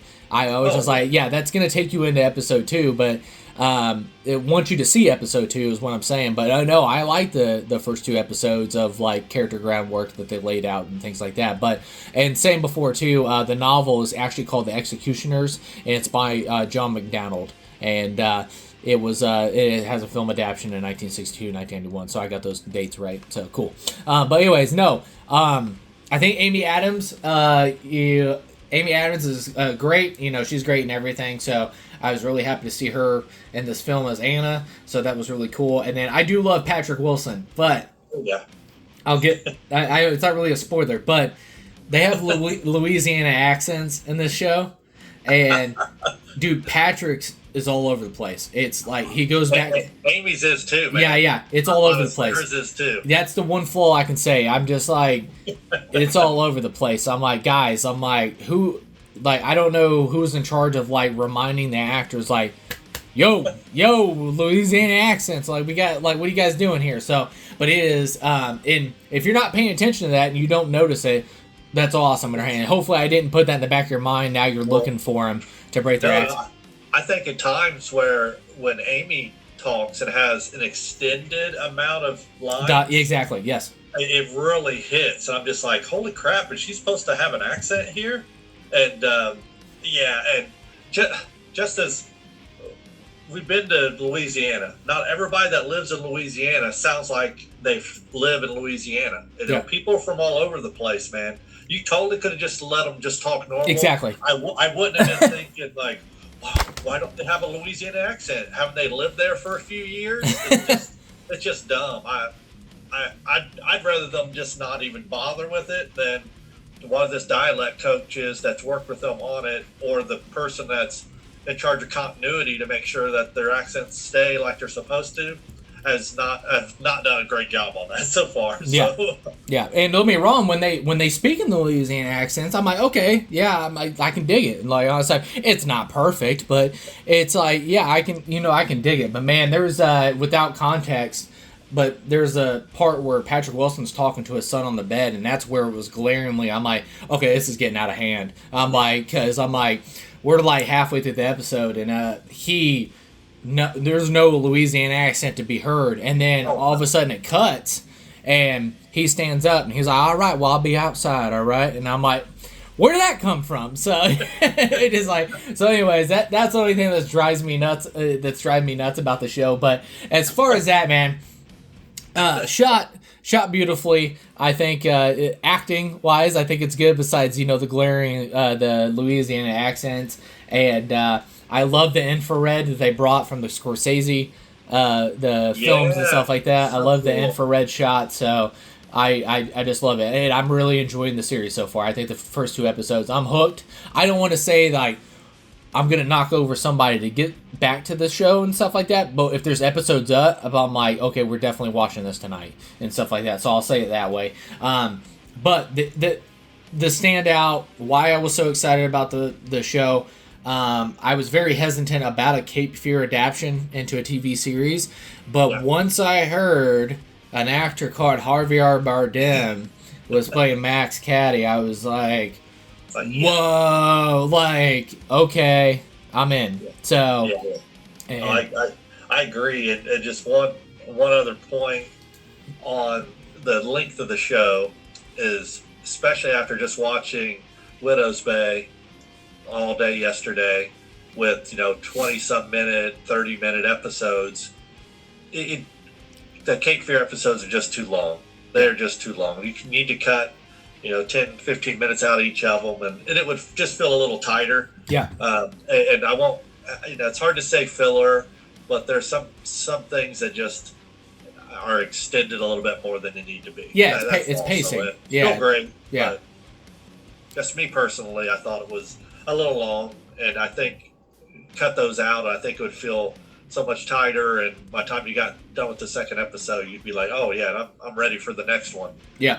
And it's like story structure for the characters and the plot, it's pacing. It's like you could have sped that up a little bit more, cut out a minute there. That stretched on way too long. That's what I have a problem with. It's not, like Chad said, it's not filler. There is substantial details and stuff there, but you could have executed those a lot quicker. Like, you're sitting way too long on that stuff, and it's like, we gotta go, all that stuff. So, but no, Javier Bardem is obviously every time he's on screen, it's just stupid cool, and it's just like he's so good, and it's he's a masterclass actor, so you're not shocked. But keeping it spoiler free too. We'll wait until spoilers. I'll do that. They do that, but no, like I said, it's as he's far in control. Obviously he's always in control, and in this case, other than I can't even say that, other than a scene where he is very energetic in that scene, he's just he's just level. He's just so even keel. Like you can tell the wheels are turning, and he's just, he has a plan, and you can see it in the little jabs he gives to Amy. When he's not even talking directly to her, but he knows she's listening, and he hits her with like some little things here and there that just, gets her thinking, gets her kind of unnerved, as he intends to, of course. But just super even keel, and those are always the more terrifying of the villains in any movie. But in this case, being that kind of drama suspense, I think they're taking maybe the suspense part a little too literal on this, where they're just dragging things out just for the sake of doing it. But we'll talk more on the spoilery talk. Yep, and then, but no, like I said, it's it's very, very solid. Like I said, I was very skeptical going to the series, and they've impressed me. They haven't blown me away, but they have impressed me, and I'm very excited to see where the season goes. But no, every single second is worth it watching Harvey Birdem do his thing, and you can see the going back to your like stone wall, like of just being so chilled, is like you see those Anton Chigurh, Good Old Country for Old Men. He's just got the tools in the belt, and you're just seeing a masterclass actor just do his thing. So, but no, moving on from that, this is your warning. We are actually now going into the spoiler talk section of this review. Keeping on the spoiler free, like I said, the first 2 episodes are out there. It's on Apple TV. If you have it, go check it out. I think it's worth it. And once again, I think if it keeps going, and like I said, how it transitions and stuff like that, I think Apple might have another one on their hands of like just killing it. So we'll see what happens. But no, going on to the spoiler section. This is the spoiler section. So can't be any more clear than that. So there are spoilers from this point on. And as far as spoilers, chat, I'm probably going to be all over the place. I'm actually going to jump back and forth from episode 1, episode 2, to filmmaking, to plot development and the actual TV show, what's taking place in the world. So I'm going to be all over the place. But feel free to jump in any time as well. I loved in episode 1. I don't know if people don't like this, but I absolutely love this, and I wish they would bring this back more. Not just in TV shows. I wish they would bring this back in movies as well. Is how they teased Max Cady in the first episode. I loved it because it felt like an old school slasher film where it like gives you teases and hints that he's there, and then bam, it makes the reveal so worth it. So even when he comes to the what was that dinner fund or whatever that he comes to, event. Exactly, the fundraiser event, and he comes and everything else, she looks up and you just see the black silhouette blocking out his face, and he's just got the suit. I'm just like, it's brilliant. He's applauding too. That's the funny part. With that reveal, it's got a shadow cast across him, like across his shoulder down. You don't see his face yet. We already know it's Javier, of course, but then he just kind of applauding, and then comes out into the light, that you can see his full effect. And it was brilliant. I love that kind of stuff. Yeah, and I even go back to, that's what I loved about, like I said, I wish films would bring this back, is like bring it back to RoboCop. You remember when they brought him into the freaking police station? It's like, they showed a robot arm, they showed his leg, they cut the corner, and all of a sudden the glass blocks him out, and you just got like a little quick flash of it. It's just like, bring that stuff back, man. Building up that momentum, it just makes it so much worth it when the actual person just like shows up, good or bad. It's just, they show up and it's just like, all that stuff. So I just love that. And then of course, I got big letters right here in the spoiler section as well. Louisiana accents breaking a lot through this show. So we already talked about that. And then we find out too we don't know at the beginning, but we find out and get details. And I love the visual tease details that pays off later in the episode. You find out is that Max Cady actually had a girlfriend on the side of his having an affair on his wife that was pregnant at the time as well, that she ends up like blowing the back of her head out, and she survives. That's crazy. And like she comes back, and I'm like, what the crap? And then you get a shot of a bloody knife. You get a confession note, which I assumed that's what it was when she was writing it down. I'm like, this is some kind of confession note. It was, definitely. And you see a pistol over there, so visually you start putting the pieces together. I'm like, oh, she's about to bite it. So, literally, she bit a bullet and still lived. So, anyways, she bites the bullet and blows the back of her head out, but she survives. And then she gets up and gets a phone call. And they say, do it. Well, I did it, it hurts, blah, blah, blah. And then, they say, do it again. And she blows her head off through the side and all that stuff. And there ain't no coming back from that one. But, she ended up dying. But anyways, later in the episode, you find out that it was a girl that he was having an affair on.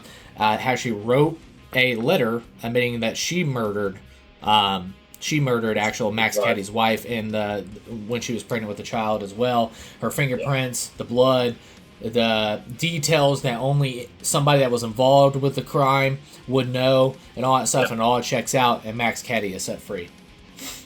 Yep, exactly. And an awesome scene with the gal that is playing his mistress there, and some great effects, and the idea that he's controlling this lady, from prison, basically, and kind of goes to the heart of the matter that this guy's a manipulator. He's a master at it.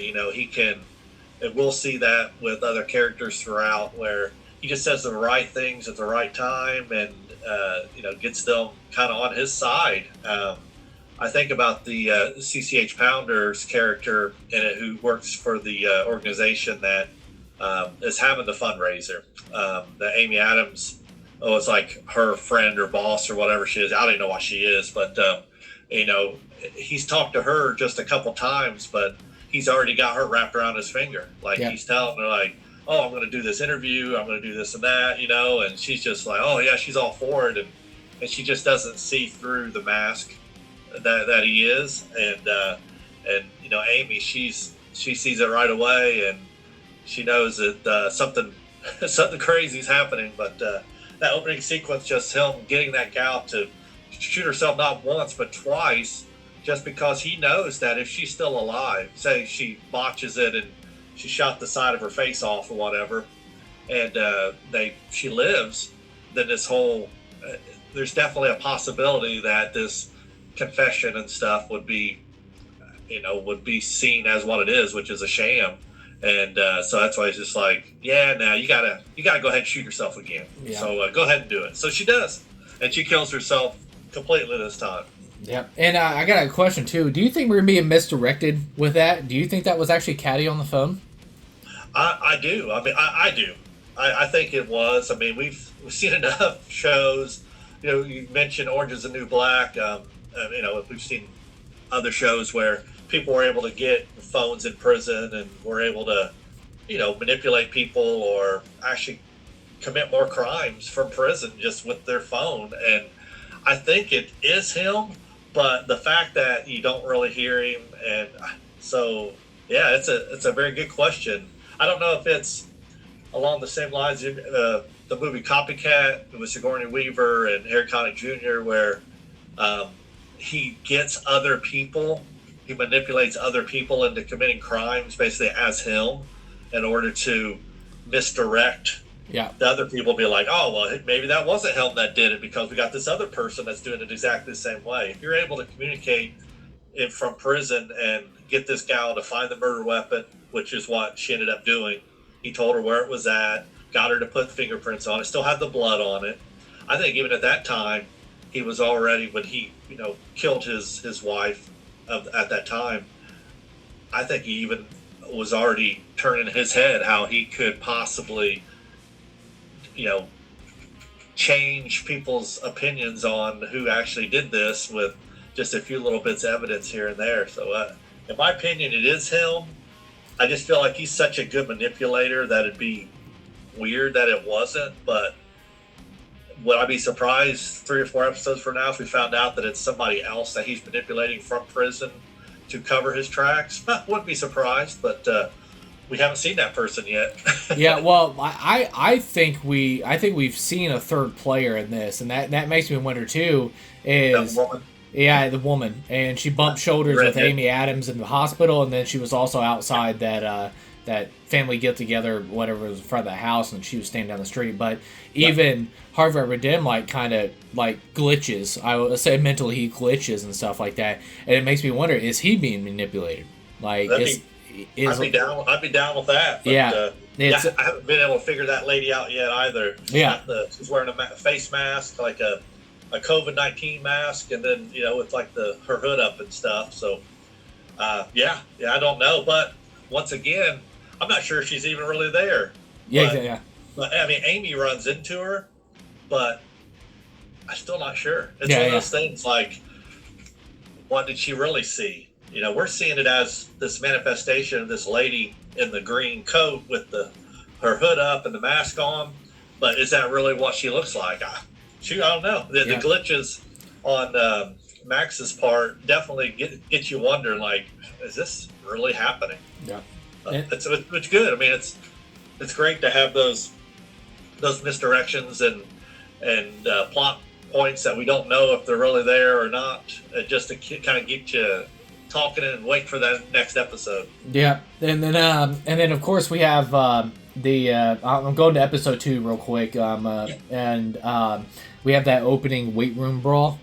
Oh my gosh, that's all I was talking about. That you kind of get to see him kind of amped up to the next level. That's the first time you see him where he's really got rage. Yeah, and he's he kills those guys out, jumped him in the weight room of the prison. But go ahead. I'll keep interrupting you. Oh no, I like when what he said too is even when he came and talked to the prisoner, and I got a filmmaking thing about that scene here later. So but good. When he comes to that prisoner to talk to him and stuff like that, he's like, it's this place that made me a killer. Out there didn't make me a killer and all that stuff. And then him having visions of what his wife and son could possibly look like. It makes me wonder, man. I don't know. I'm like I said, it's popping question marks too. I'm like, I think there's a third player in this. I think Caddy was manipulated as well. So somebody manipulated the manipulator. So it's just we'll see what happens. But no, even him having visions of his wife and stuff like that. If you killed your wife, you could say guilt. But they really haven't given any signs of guilt. It's just It's more the lines of I'm seeing vision of them because they were taken from me. They were taken from me. That essence of it. But no, the weight room brawl, man, it was brutal. I thought obviously with the bench press bar, he ended up caving that dude's head through there, and then ended up smashing the guy's head in with the 45-pound weight, and then going back to the fundraiser dinner. He talks about in that art gallery. He talks about I was this is the scar I got in prison. I lost vision in this and stuff like that. And then we also visually got to see what happened to him. So, nice. I did think it was smooth. I think the editing, the cinematography, I should have got that before I started and stuff like that. But I really like the smooth editing transition cuts they did in the second episode. And what I mean by that is, I'm trying to explain it, on audio podcasts or whatever, but visually what they did was you had somebody go to pull a curtain open, and the daughter at home, it cuts to the daughter at home who pulls the tarp open at home. So it's a smooth transition from the hospital back to the home. And then when you go to the daughter who's at home, she realizes something that happens and stuff like that. She sees all the the voodoo actual ceremony things on the floor, and she goes and then she turns over her shoulder real quick, and then it cuts to Patrick Wilson. Somebody's crap, what's her last name? Mr. Bowden? Yeah, Bowden. Mr. Bowden or whatever, and he turns as the same thing. So you have those really cool transition shots, and I thought that was so smoothly done. So beautiful camera work there and editing. I loved. It kind of goes back to the reveal of Max at the fundraiser, with the shade, with the shadow across his face, and then you get him going into the prison to talk to Ramon Ramirez, and they light him up so he's reflecting in the glass. So it's like he's talking to himself in prison, about kind of what's happening, and then it's slowly, the reveal of the prisoner that he's talking to. Just over Max's shoulder. It was really cool, really well done. A lot of been a lot of really cool, just I'd say old school visual movie making tricks just to raise the suspense and like you say, questioning kind of what the reality of it is. But you're right. We, at least in the first 2 episodes, we don't see any flashbacks of Max actually killing his family. And if they were going to throw us all for a loop as the viewing audience, they would definitely do it differently than what Cape Fear, the movie, most recent one, 1991 movie anyways, was, which was he was just, De Niro's a straight up psychopath in there. I mean, he makes no bones about it. You think about the movie theater scene, which I hope they do an homage to that in here, where he's just laughing his head off in the movie theaters, and the other movie theater audience is like looking at him like, what is wrong with this guy? He's just laughing it up and being crazy. And we have not seen anything like that from Javier yet. He just a cool cucumber, that's for sure. And they've got a lot more TV to make, so we'll see how it goes. But that's been my impression of them so far. Yeah, and it also too, it seems like the flashing of lights is like a big trigger. So, like I said, I think that falls into more of like he's under hallucination or mind control or something like that, and something like a psychiatrist or something would do. Yeah, potentially with like light therapy if he's in prison and he's actually seeing a shrink or something. That'd be interesting. Yeah. So, and then that makes me wonder too. It's like that brain injury that he got from prison. Like, was that a cause of like maybe a nurse or a doctor or whatever it was that she's like, oh, I can take advantage of this because this part of the brain is actually damaged now. So it's easier to take over. But also too, I guess that falls into line too that we'll transition real quick over to. Let me get the actor's name to be respectful. Is Joe Anders, who plays Zach Bowden, who's their son and stuff like that. Obviously there's some mental problems there with him, and we'll get a little details on that. But first, we have episode 1. You can see that he's basically just like any other teenager, playing video games online, talking to people you probably should be talking to. Parental control on devices. This is where it comes into play, parents, but all that stuff. But yeah, I'm going to skip to the end of the episode. He finally comes home. He's obviously on something. He's drugged up on something. He's either drugged up or he's been hypnotized or something, going on stuff. But yeah, his toe has been cut off. So, and it's funny because the title of the episode was Fingers and Toes, and even Max Caddy talking about taking the fingers to Death by 1,000 Cuts, with fingers and toes. Yeah, exactly. He's in a kind of doing an interview, that was when he was at the event, right? Yeah. The fundraiser, when he kind of gives his little speech. He kind of co-ops the whole entire fundraiser. Even walking up to Amy Adams is at the podium and just says like, "Hey, give me the microphone." Which he does. She just takes it off and hands it to him, and so he has this what seems like a pretty well prepared speech. And he mentions the idea of Death by 1,000 Cuts, and then the fingers and toes line, and then come to find out their son's had his toe cut off. Yeah. We think. I know at one point they thought, well, because he's all drugged up, maybe he bit his own toe off. I'm like, how the heck do you do that? I couldn't get my foot anywhere near my face, but maybe I don't know. But, I was glad you brought that up because that's what transitioned to this. Is you go to episode 2, and I can't remember because I haven't read the book, but it's been a while since I've seen the 91 film too. And I don't think they did it in there as well. But once he said it's hard to swallow, I'm like, dude, his freaking toe is in his throat.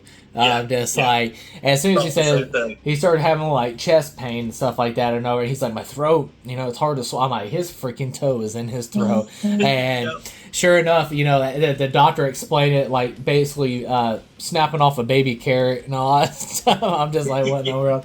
And then it was gross. You know, he puked it up, and then there you go. There's the toe. I was like, that's freaking gross. But no, I called it as soon as he said it was hard to swallow, and she was like, what's his problem? Is he drugged up or something? Like, it's freaking toes in his throat right now. And Jess was like, ew. And I'm just like, yeah, I'm telling you right now, he's going to puke up that freaking toe. And then, sure enough, he does. And I freaking laughed so hard when, later in the episode, when, Harvard and Devin and the son cross each other's paths in the bathroom, and he's like, I heard a little piggy went missing or whatever. So what a dick. Yeah, he's terrible. And, how, I guess the question goes back again. It's like, did he have anything to do with it? Yeah. We assume he did just because of, the nature of the show and just our expectations for it, but I'm like, I don't know. I mean, the kid could have cut his own toe off. If there is somebody out there that's able to manipulate Max in a way that has him doing the things that he's doing, I mean, this kid would be slim pickings. It'd be really easy for somebody to drug a kid up. The power of suggestion, like, hey, do this, do that, and I don't know. So I think you hit the nail on the head earlier, where it's. There's so much misdirection. Yeah. I don't know what the heck's going on. Yeah. Honestly, I mean, I could assume. Yeah, and I think it's like, that's just too obvious. That's why I think the misdirection is coming, because even when Caddy shows up to return her purse, he returns her purse and stuff like that, the son just so happens to show up at the same exact time. And they're just like, Max Caddy had definitely something to do with it. I don't think so. Like I said, it's just like they're setting it up so much that you're just like, it's glaringly obviously it's Max Caddy. Why would he show up at the house at the same time the son shows up? Why would he talk about fingers and toes and blah, blah, blah? So, like I said, I think the misdirect is just being planted, which I love. I do love it. I love a good twist and stuff like that. So, I'm getting some very, like Dexter Season 1 vibes. Spoiler alert for Dexter Season 1 for anybody who hasn't seen it, but, kind of find out that the ice truck killer is his actual brother and stuff like that. So it was just like the craziest thing, and he's been there the whole time, and I'm like, so it's going to be interesting to see where it goes, and if that actually bears fruit. I love that thought. I think that's a really cool thing to kind of put in the back of your mind, and the fact that everything keeps happening in these sequences that just really ratchets up Amy Adams' paranoia about the whole thing. Yeah. Her husband is an oblivious imbecile at this point for whatever reason. It's like all this stuff is kind of definitely happening since Max got out of prison, and is like the idea of the skunks in the swimming pool, and she's like, it was a mom and a dad and the 2 kids and all this stuff, and it's just like, skunks are stupid. I was like, no, you're stupid. You're stupid, man. Come on, just listen to her. I mean, the fact that he just dismisses her concerns is just infuriating. It's like, you want to reach in and just punch that dude right in the face, because it's like, whether it's true or not, you at least want to listen to what your wife is saying. She is definitely terrified of this guy, yet he's just like, crap happens. It's just a coincidence. Well, and then this doesn't justify why he's so dumb when it comes to stuff like that, but also too, it looks like they're diving into the thing of the son, and then of course Patrick Wilson, his character or whatever is freaking Tom Bowden is. It looks like too that he has some kind of mental illness history in the family, and even the nurse comes up and he says something like that, and kudos to Patrick Wilson's acting. Obviously he gives a reaction on his face that he's lying. He's like, no, we don't have any history about, all that stuff. And then, of course, if that wasn't to give it away, too, it goes into the actual hospital room while his son's sleeping. He actually takes, I'm going to imagine it's a ketamine drop or whatever. I was thinking CBD oil, maybe. I don't know. Or, something. I think it's definitely something stronger. Yeah, exactly. Yeah. CBD oil, definitely. Yeah. But he just has it in his pocket. Yep. And, and how secretive he was trying to be about it. I'm like, I don't think that's CBD oil. Because I'm like, he's just like being really protective about it. And then also, too, the effects that you see that he had to sit down and, mind trippy. So that scene with the the sun coming up and stuff, and how they transitioned all that, like the light coming into the room and everything was really beautifully done, and it definitely shows you that whatever he took has him kind of loopy. He's spaced out for sure, and time is passing quicker. Yeah. That's kind of the effect that I got from it. But it was, there's something going on, and then obviously at the end of the second episode, we get that conversation between the two where they said, "Does anybody know what we did?" And that's just it. Like at the end, you're just like, "Oh, okay, so there's something terrible that happened. Like maybe they killed his wife, maybe they stabbed her. I don't know." So yeah, well, that's the thing too. Is just like I think that's what's brilliant because about the 2-episode premiere. I love that because it's widespread of setting up structure. So it's just like it was really cool. Like episode 1 kind of ends like, oh, okay, so the drama with the family and stuff, or drama with Caddy, is all like, did he not do this action, blah blah blah. That's set up and everything else. So I think that episode 2 very justifies into the family aspect as well. It really, amps that up and gives it like a drilling shot of like, oh, well, what'd they do? What'd they do that stuff? Why is the son, does Patrick Wilson have a mental illness history as well? And, the son and all that stuff. And once again, I said it doesn't justify how stupid he's being, but also maybe that's why in the back of his mind he did have he himself had a history with mental illness, and he sees that it is obviously happening with his son.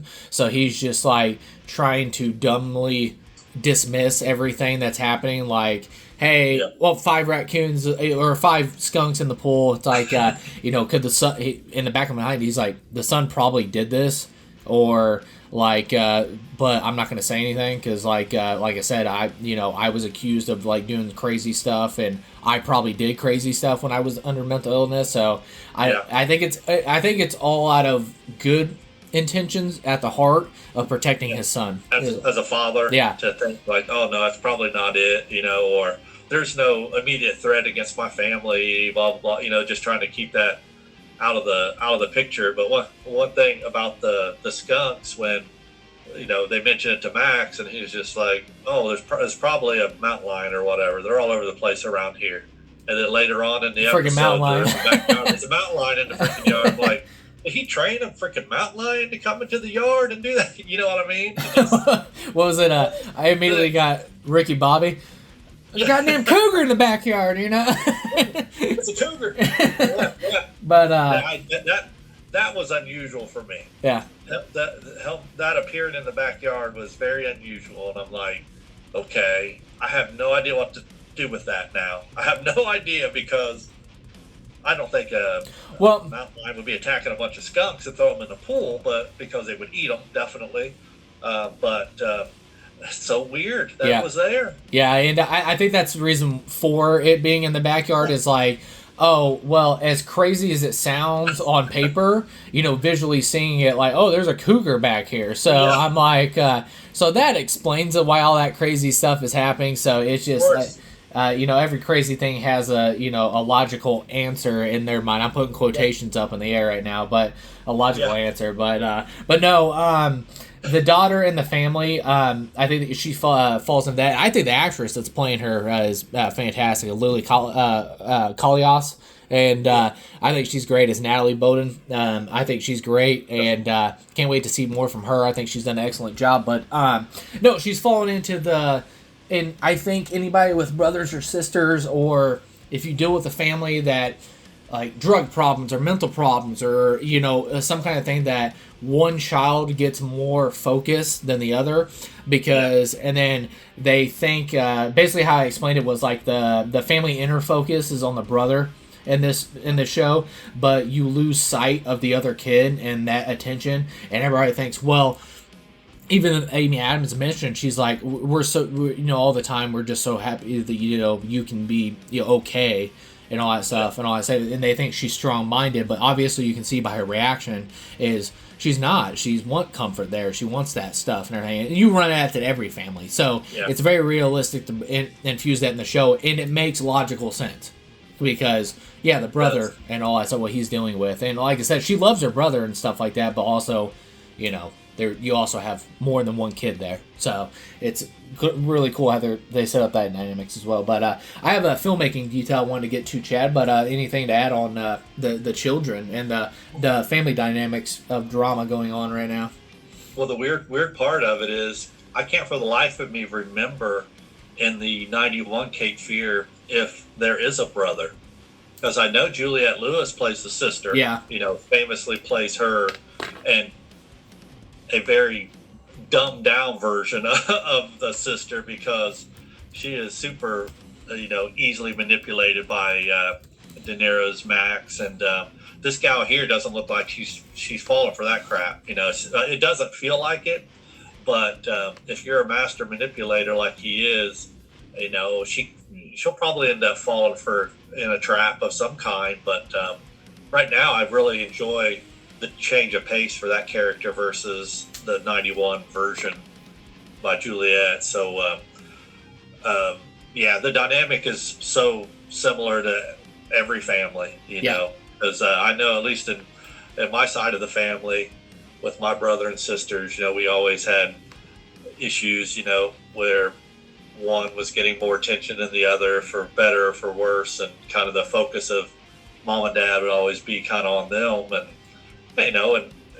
being the youngest of it, did I care? It's like, no, not really, because it left me free to do whatever I wanted to do, and more so that I just didn't have to deal with them. Let them deal with that stuff. I'll do my thing and go on. And I think that's kind of where she's at. We see her with a girlfriend there at the in the den where it's under construction, and it's when they find the possum in there, and the brother's phone, and realize that he was there when he removed his toe or ate his toe or whatever he ended up doing. And but there's definitely some feelings that the sister has for her girlfriend, and we'll see that, I'm sure, come into play a little bit more later. But she's just a teen, and trying to figure things out. So she's done a really good job. I really like her portrayal so far, and I hope something bad doesn't happen to her. Yeah, and back to Patrick Wilson. That was the detail that was good. I left out was they actually give a detail that he has military background, so that's probably more of like the mental state of like, I'm built to handle this. So that's the reason why, I'm in control. I know what's going on, all that stuff. But once again, you're not built for everything. Like, all that stuff. And this is something he just has never dealt with before. So we'll see what happens to that. But no, moving on from the actual family drama, I wanted to get into some filmmaking things of episode 2 that I really adored. Was I don't know if you noticed when Hard Rubber Dan, after the whole flashback of the brawl in the prison weight room and stuff like that, and when he falls, he hits the floor, and then he wakes up and all that stuff, and he's actually sleeping to the right of the frame. So that's insane. Yeah, beautiful. There was that, and then also later in the episode, you see that Amy Adams wakes up in the morning and she's laying to the left of the frame. So you're seeing the both sides of those characters and the connection there. So. And I also loved when he's doing the interview and he gives a story about his past with his father, and he's been locked in a cage like a dog, and all that stuff. And that water dunking scene, like he goes into the water, and the shot transition on that is, I mean, that was peak. I remember audibly gasping at it when I saw it. And when he transitions from the youth in the water and he pops up, in frame and camera, and I'm just like, holy crap! Why did they do that? I mean, it's so awesome. Like, I don't know why they did it, but it was beautiful. Yeah, and then of course, because it's beautiful work when he does that dunking in the water and he comes back or whatever. Like, he was being baptized, right? Correct. Being baptized. And he comes out of the water, so it was just really smoothly done. Like I said, that stuff is really hard to pull off too, because obviously it's a green screen. You go from you hit that, and then you go to to the top and everything else. But sometimes you get those like I call it like the borderline blurs or whatever of the actual character, and any fast motion too with green screen. It just it shows the advancements of how far it's come, and just like it's so awesome. But no, I love that shot. And then also back to the actual overall story, Chad. This is the big thing, and Jessica kind of looked at each other. I'm like, I think one of the biggest twists, and once again, sorry if I spoil this for people, but oh, hold on, man. Sorry, my computer just went haywire on me here. There we go. There you are. So anyways, this may be wrong, may be right. This is just a theory on my part, like I said, or this could be a possible future spoiler for the show. So, Natalie is 18 years old. Yeah. Amy Adams mentions that the Max Caddy case went on for so long. It just it took so much out of their lives. Yes, she ended up meeting Patrick Wilson and all that stuff. But I find it very, very curious that she was pregnant.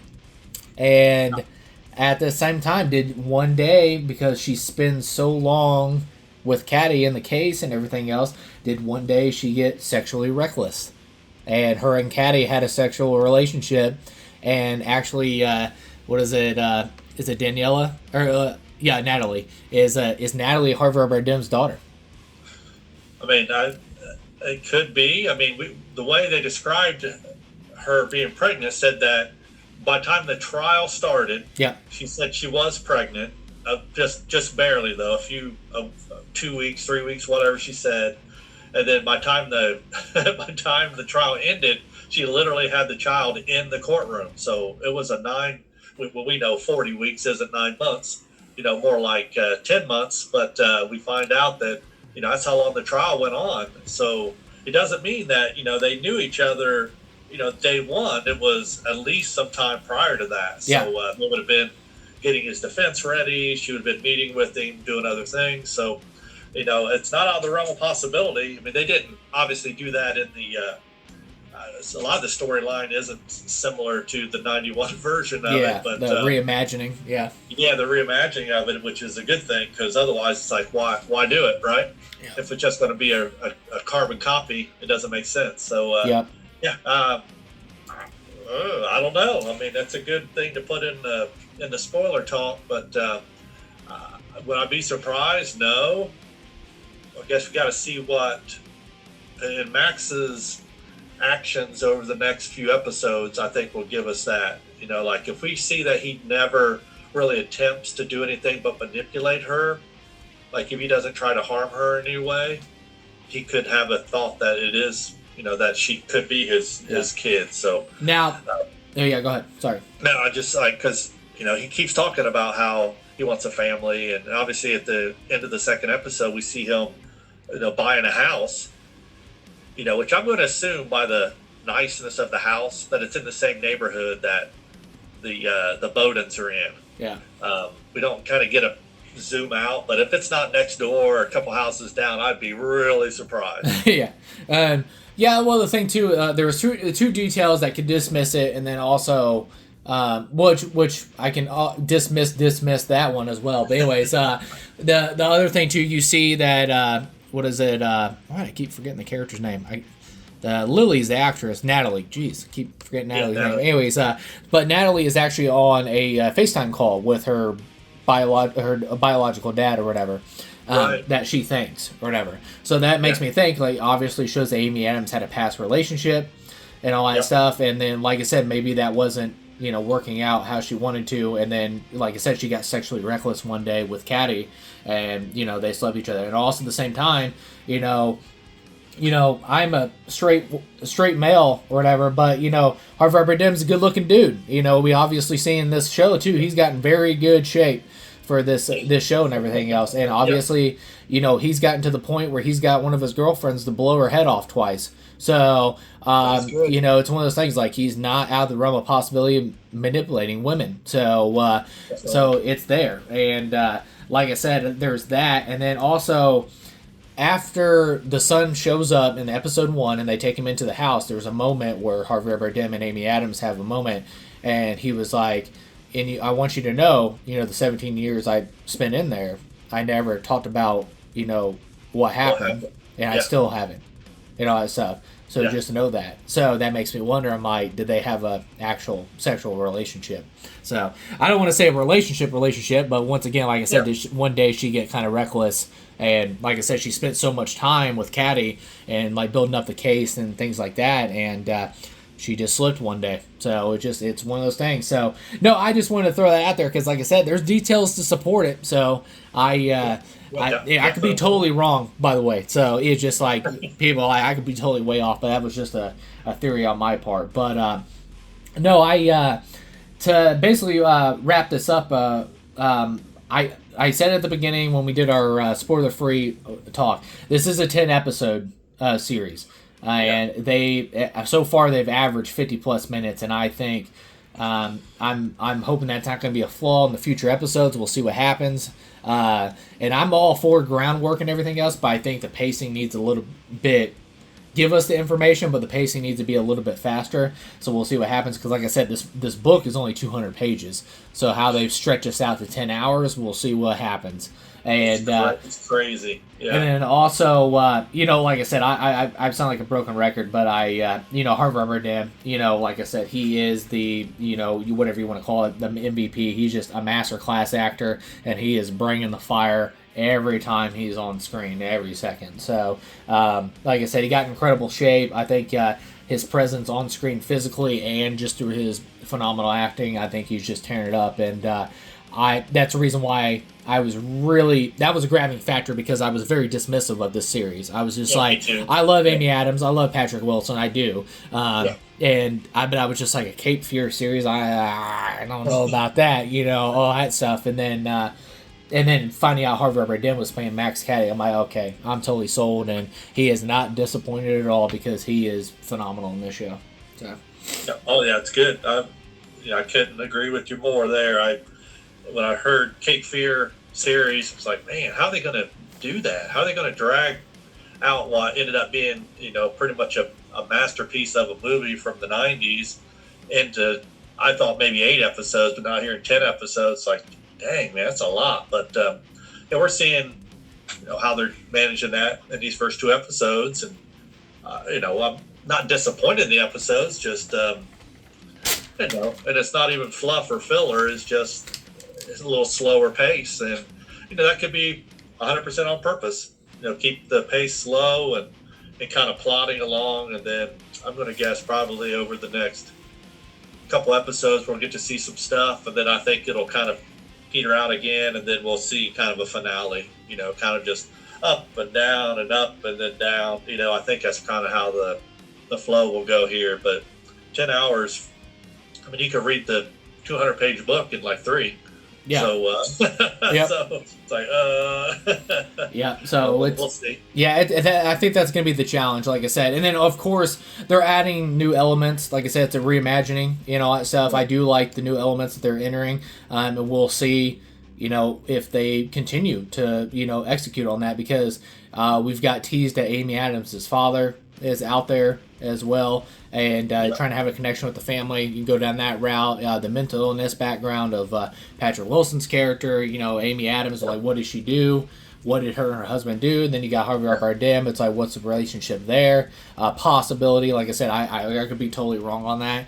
Who's the lady in the trench coat and the actual medical mask? Who is all that stuff? Like I said, I love the setup and things like that, but I think the execution of pacing needs to be a little bit sharper. So we'll see. And that's it. But that's all we had for the spoiler-free review at the beginning, and then also the spoiler talk for the first 2 episodes of Cape Fear. We'll see how the season plays out. I may revisit the show if it's like blows my socks off, and I think it, all that stuff. If not, then obviously we'll put the rest of the season in a movie nerd talk episode, and we'll break it from there. But it is up now. Episodes 1 and 2 are available now as of June 7th, that is the first 2 episodes of Cape Fear is on Apple TV, and it is up right now. So go check them out. Like I said, a very, very solid start, and I'm very excited. And if not, just to watch for Harvey Dent's masterclass acting. So it's that's always a great takeaway as well. So great, visually beautiful shot show. Love the set pieces. Those accents are a little insane, but besides that, like I said, it's a very, very well made show. So, but now moving on to our final subject, I'm gonna let you take this away because don't say what it is, but there's a major announcement that happened at the Summer Game Fest announcements, and there's actually a few games that got announced or whatever that I'm very excited about, but isn't going to be the main focus of this. I'm saving that for one Pacific title, and anybody that knows me is probably going to know what I'm going to be talking about. But first, I'll let you take this away, Chad, because I'm going to talk forever about the Pacific game that they announced. But I was excited at the Summer Game Fest. They announced the Final Fantasy Revelation, which is definitely a game I'm going to get, definitely be getting. They announced it's been rumored in development for years and all that stuff. One of the most underrated Alien games ever is Alien Isolation 2. It has been officially announced. I'm so excited. If nobody's ever played Alien Isolation, the first game, it's so awesome. It's underrated. Definitely check it out. And then, but yeah, those besides this third film that I'm going to get to, and I'll save that when you're done. But those are two games I'm definitely probably going to be getting. But was there any announcements from the Summer Game Fest that you were super excited about that they got announced? Well, honestly, only the ones that you've mentioned to me, I haven't had a chance to even look at what else is possibly coming down the pike. But I know the one that you're going to speak about, and that's exciting. That's going to be awesome. But yeah, I think I'll leave that up to you then to give your thoughts on what I know you're going to talk about. But I did enjoy the Alien Isolation. So yeah, like you said, if you hadn't played it already, then definitely look out for it, because it's a very fun and horrifying game. It's just a lot of jump scares, and it definitely keeps you on edge and get your heart pumping, trying to hide from these freaking aliens on this ship. So definitely check it out. And if they're doing a second one, it's been a while since Alien Isolation came out. At least 10 years. Yeah, I can't remember exactly when. So man, now with the Real Engine and next gen consoles and stuff, it's going to be terrifying. So keep an eye out for that for sure.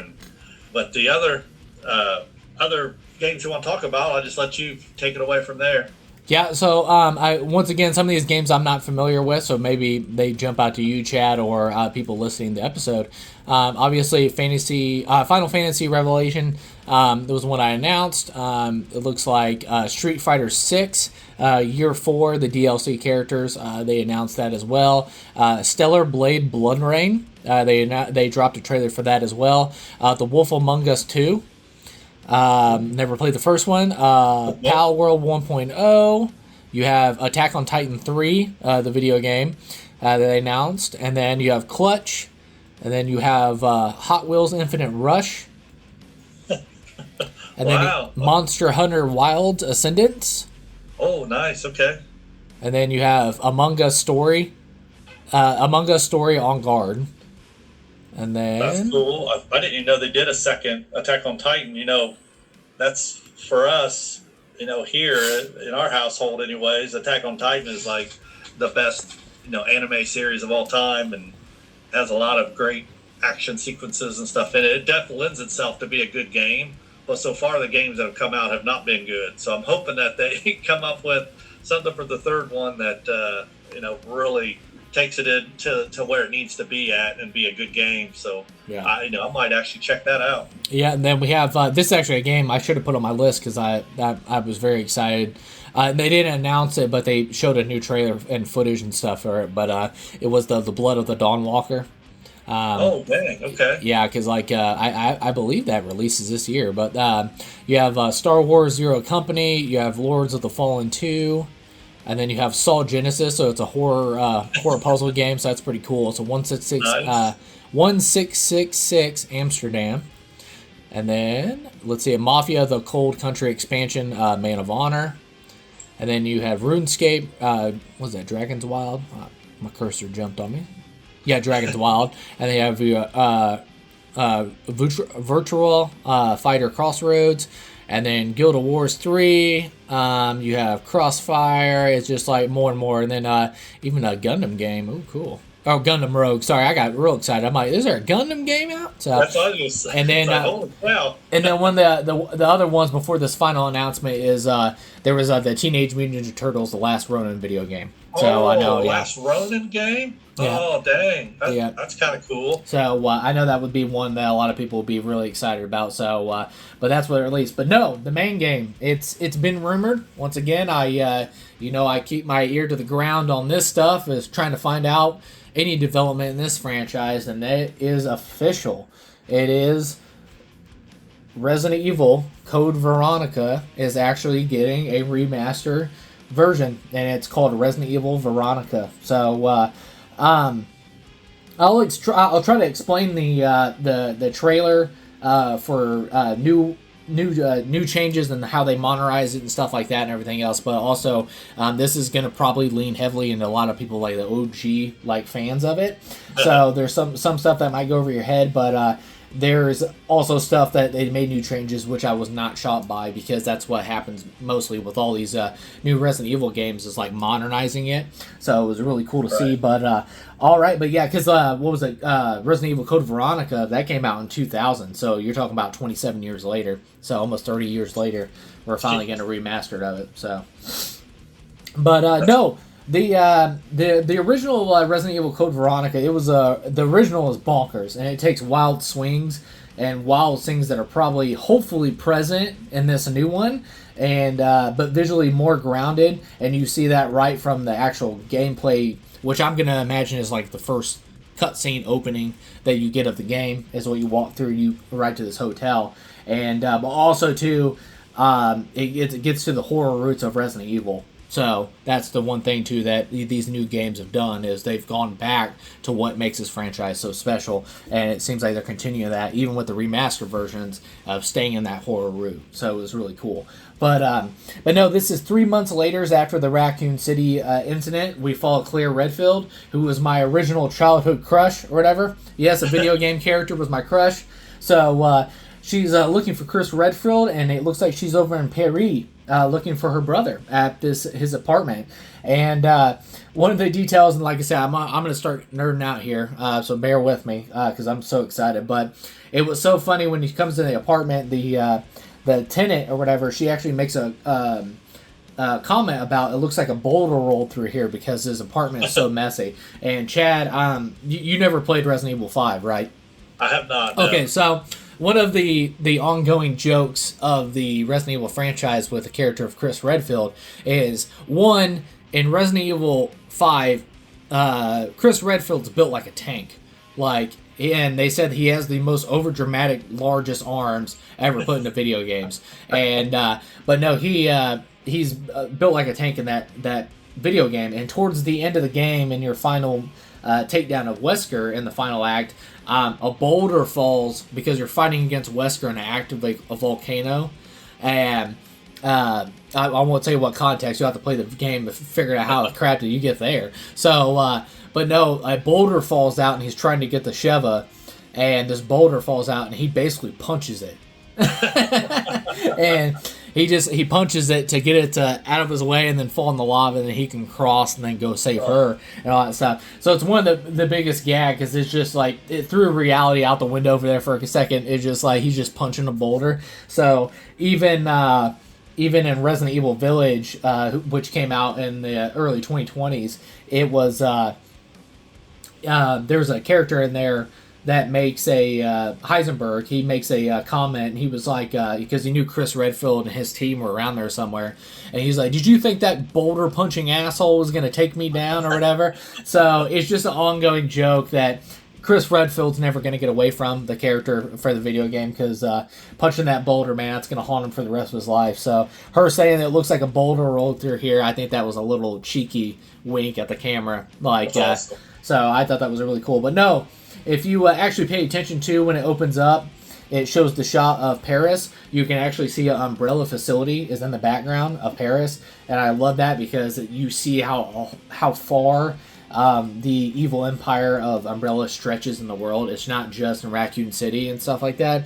It spreads all over the world, and obviously with the games and stuff, you can see how fast it spreads everywhere. So you can see that even Umbrella, the corporation, has links everywhere in the world. So that was a cool little tease. But in the footage, the tenant leaves because she gets a buzz from downstairs, so she ends up leaving. But after she leaves and closes the door, Claire's looking around. You're through the POV, like first person, and you get a knock at the door. Well, when she comes over to the door, she opens up the door, looks out. There's nobody out there, and then she gets held from behind by knife point.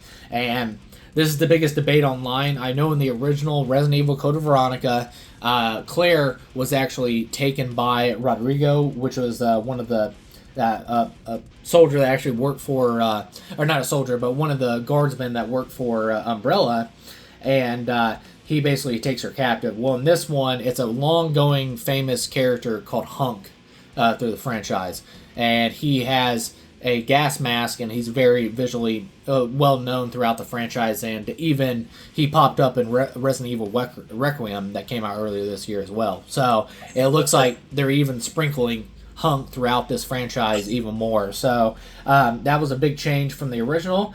But she gets transferred to Rockford Island, which is obviously the big standout of you're on this island, and she gets taken to that, and that's what you have with Code Veronica as well, is getting taken to this island. So it was just incredible to see 27 years later where, you're going back to Rockford Island. So it just gives that kind of like kid goosebumps, like playing this video game and then just seeing it remastered. And then you have the horror goodness awaits of a biological disaster that struck the island. So zombies, freaking biological weapons and all that stuff come to life. And then you have Dr. Alexia Ashford.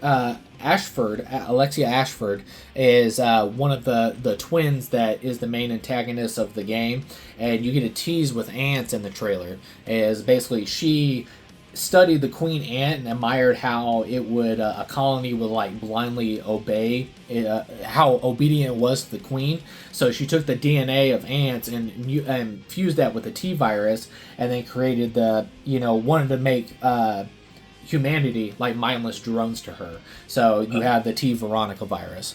So, and she's a massive genius. And then of course you have Alfred Ashford, who is Alexia's twin brother, and he's obsessed with her. And I'll leave it at that.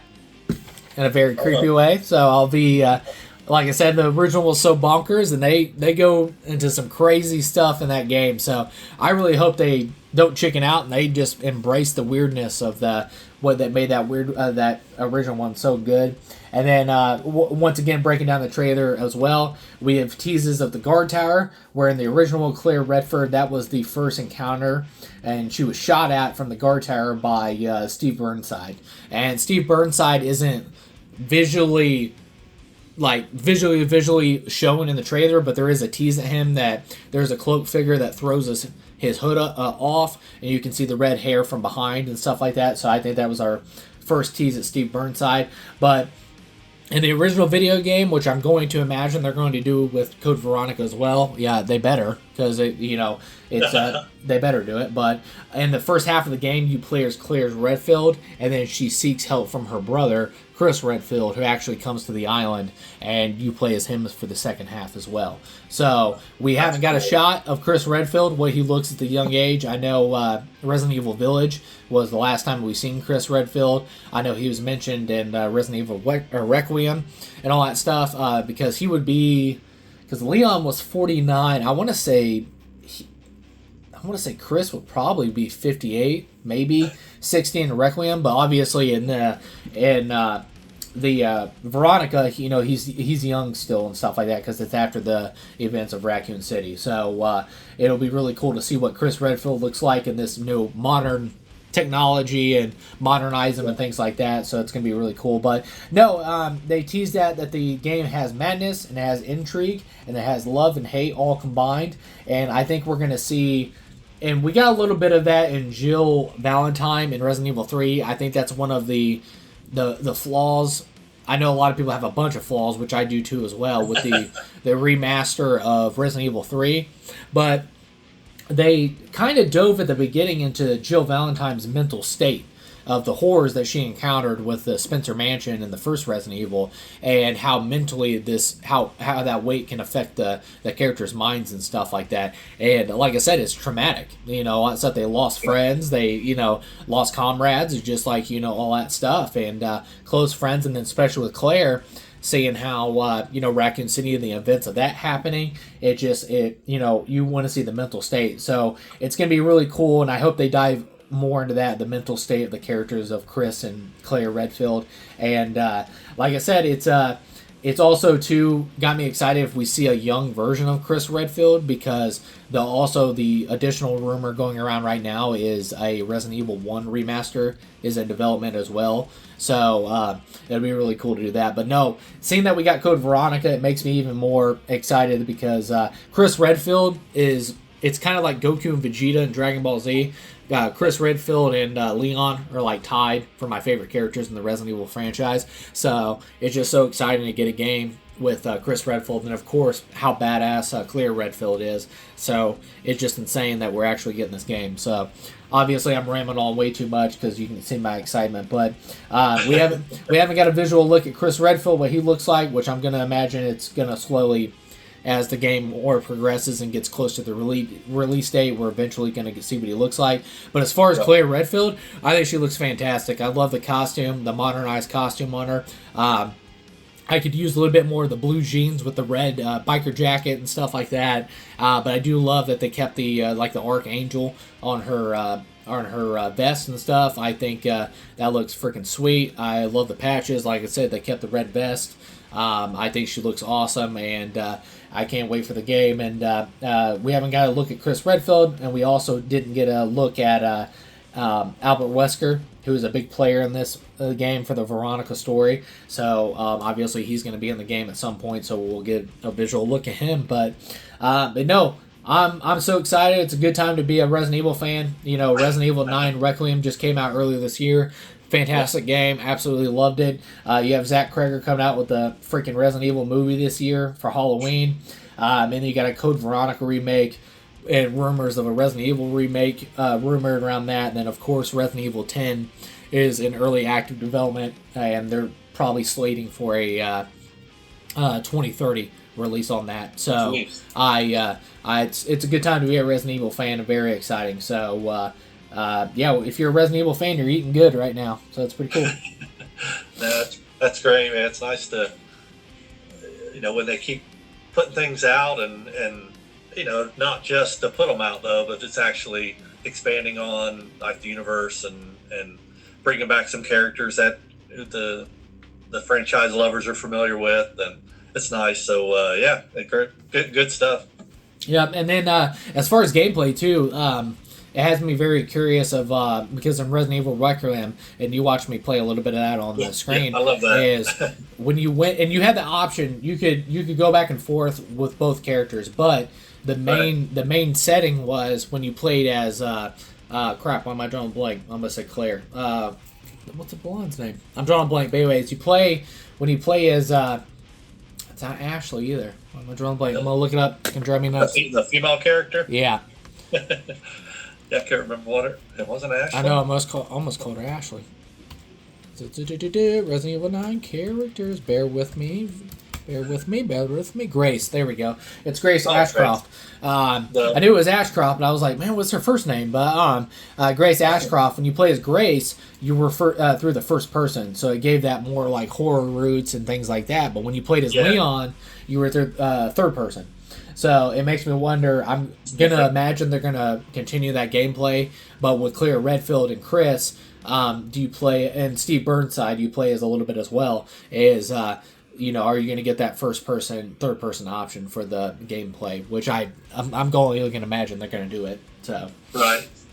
But, that's great. Yeah, I loved being able to do the remote in and watch you play the game and kind of see it from your perspective. It was really cool. A very cool concept, and I loved the the jump scares and like the visuals and stuff. I've also watched a bunch of like speed runs and stuff of it lately just to kind of see what they're doing. It's just hilarious what the developers you didn't think people would do, and seeing them doing them on these speed runs is just funny. Like hiding in a particular spot, or shooting something before it even exists on the screen, just to kind of get through a screen transition.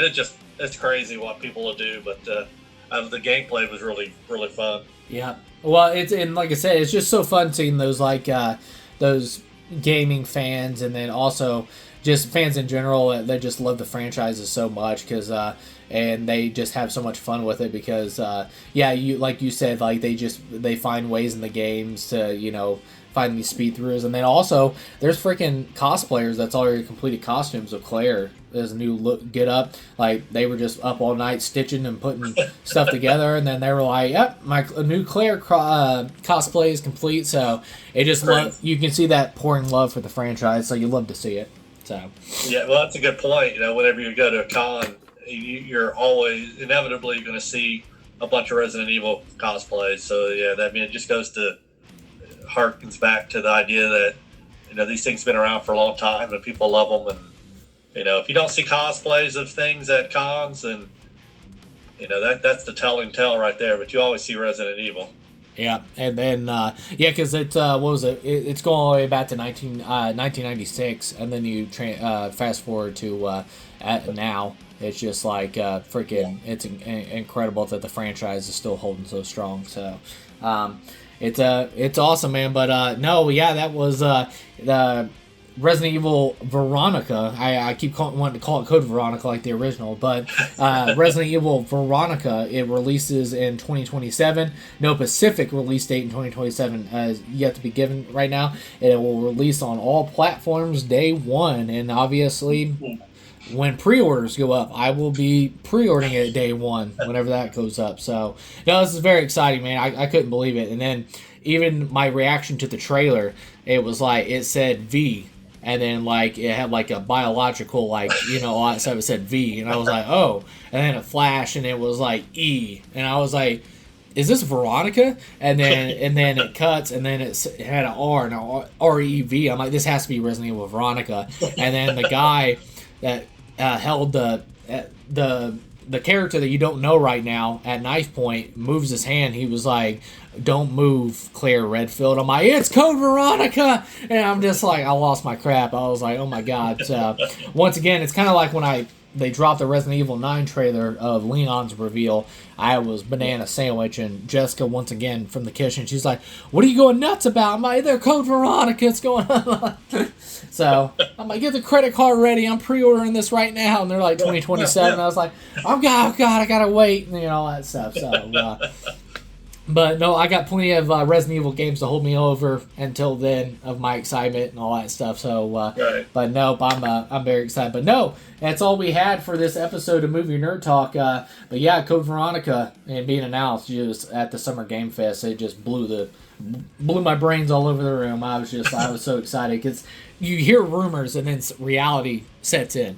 You're just like, it's actually happening. So It's just it's so cool to see. But nope, that's all we had for this Movie Nerd Talk episode. And like I said, guys, make sure you give me your reviews. What you guys thought of the Backrooms. We talked about the wrapping of Evil Dead Wrath. What'd you think of the new Wolverine game, the gameplay footage? Make sure you let us know. And then, of course, any other games from Summer Game Fest that you're really excited for. And then, of course, the big one for me was Resident Evil Code Veronica is actually getting a remake, which is titled Resident Evil Veronica. So it comes out 2027. So I'm very excited. So let us know in the comments below. And then, as always, Chad, thank you so much for joining me for this episode of Movie Nerd Talk.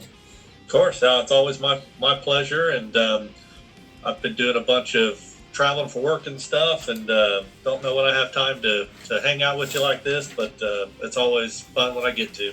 Yep, and thank you again to Chad, and then also, again, a big thank you to everybody for helping the Movie Nerd James YouTube channel reach 30 subscribers.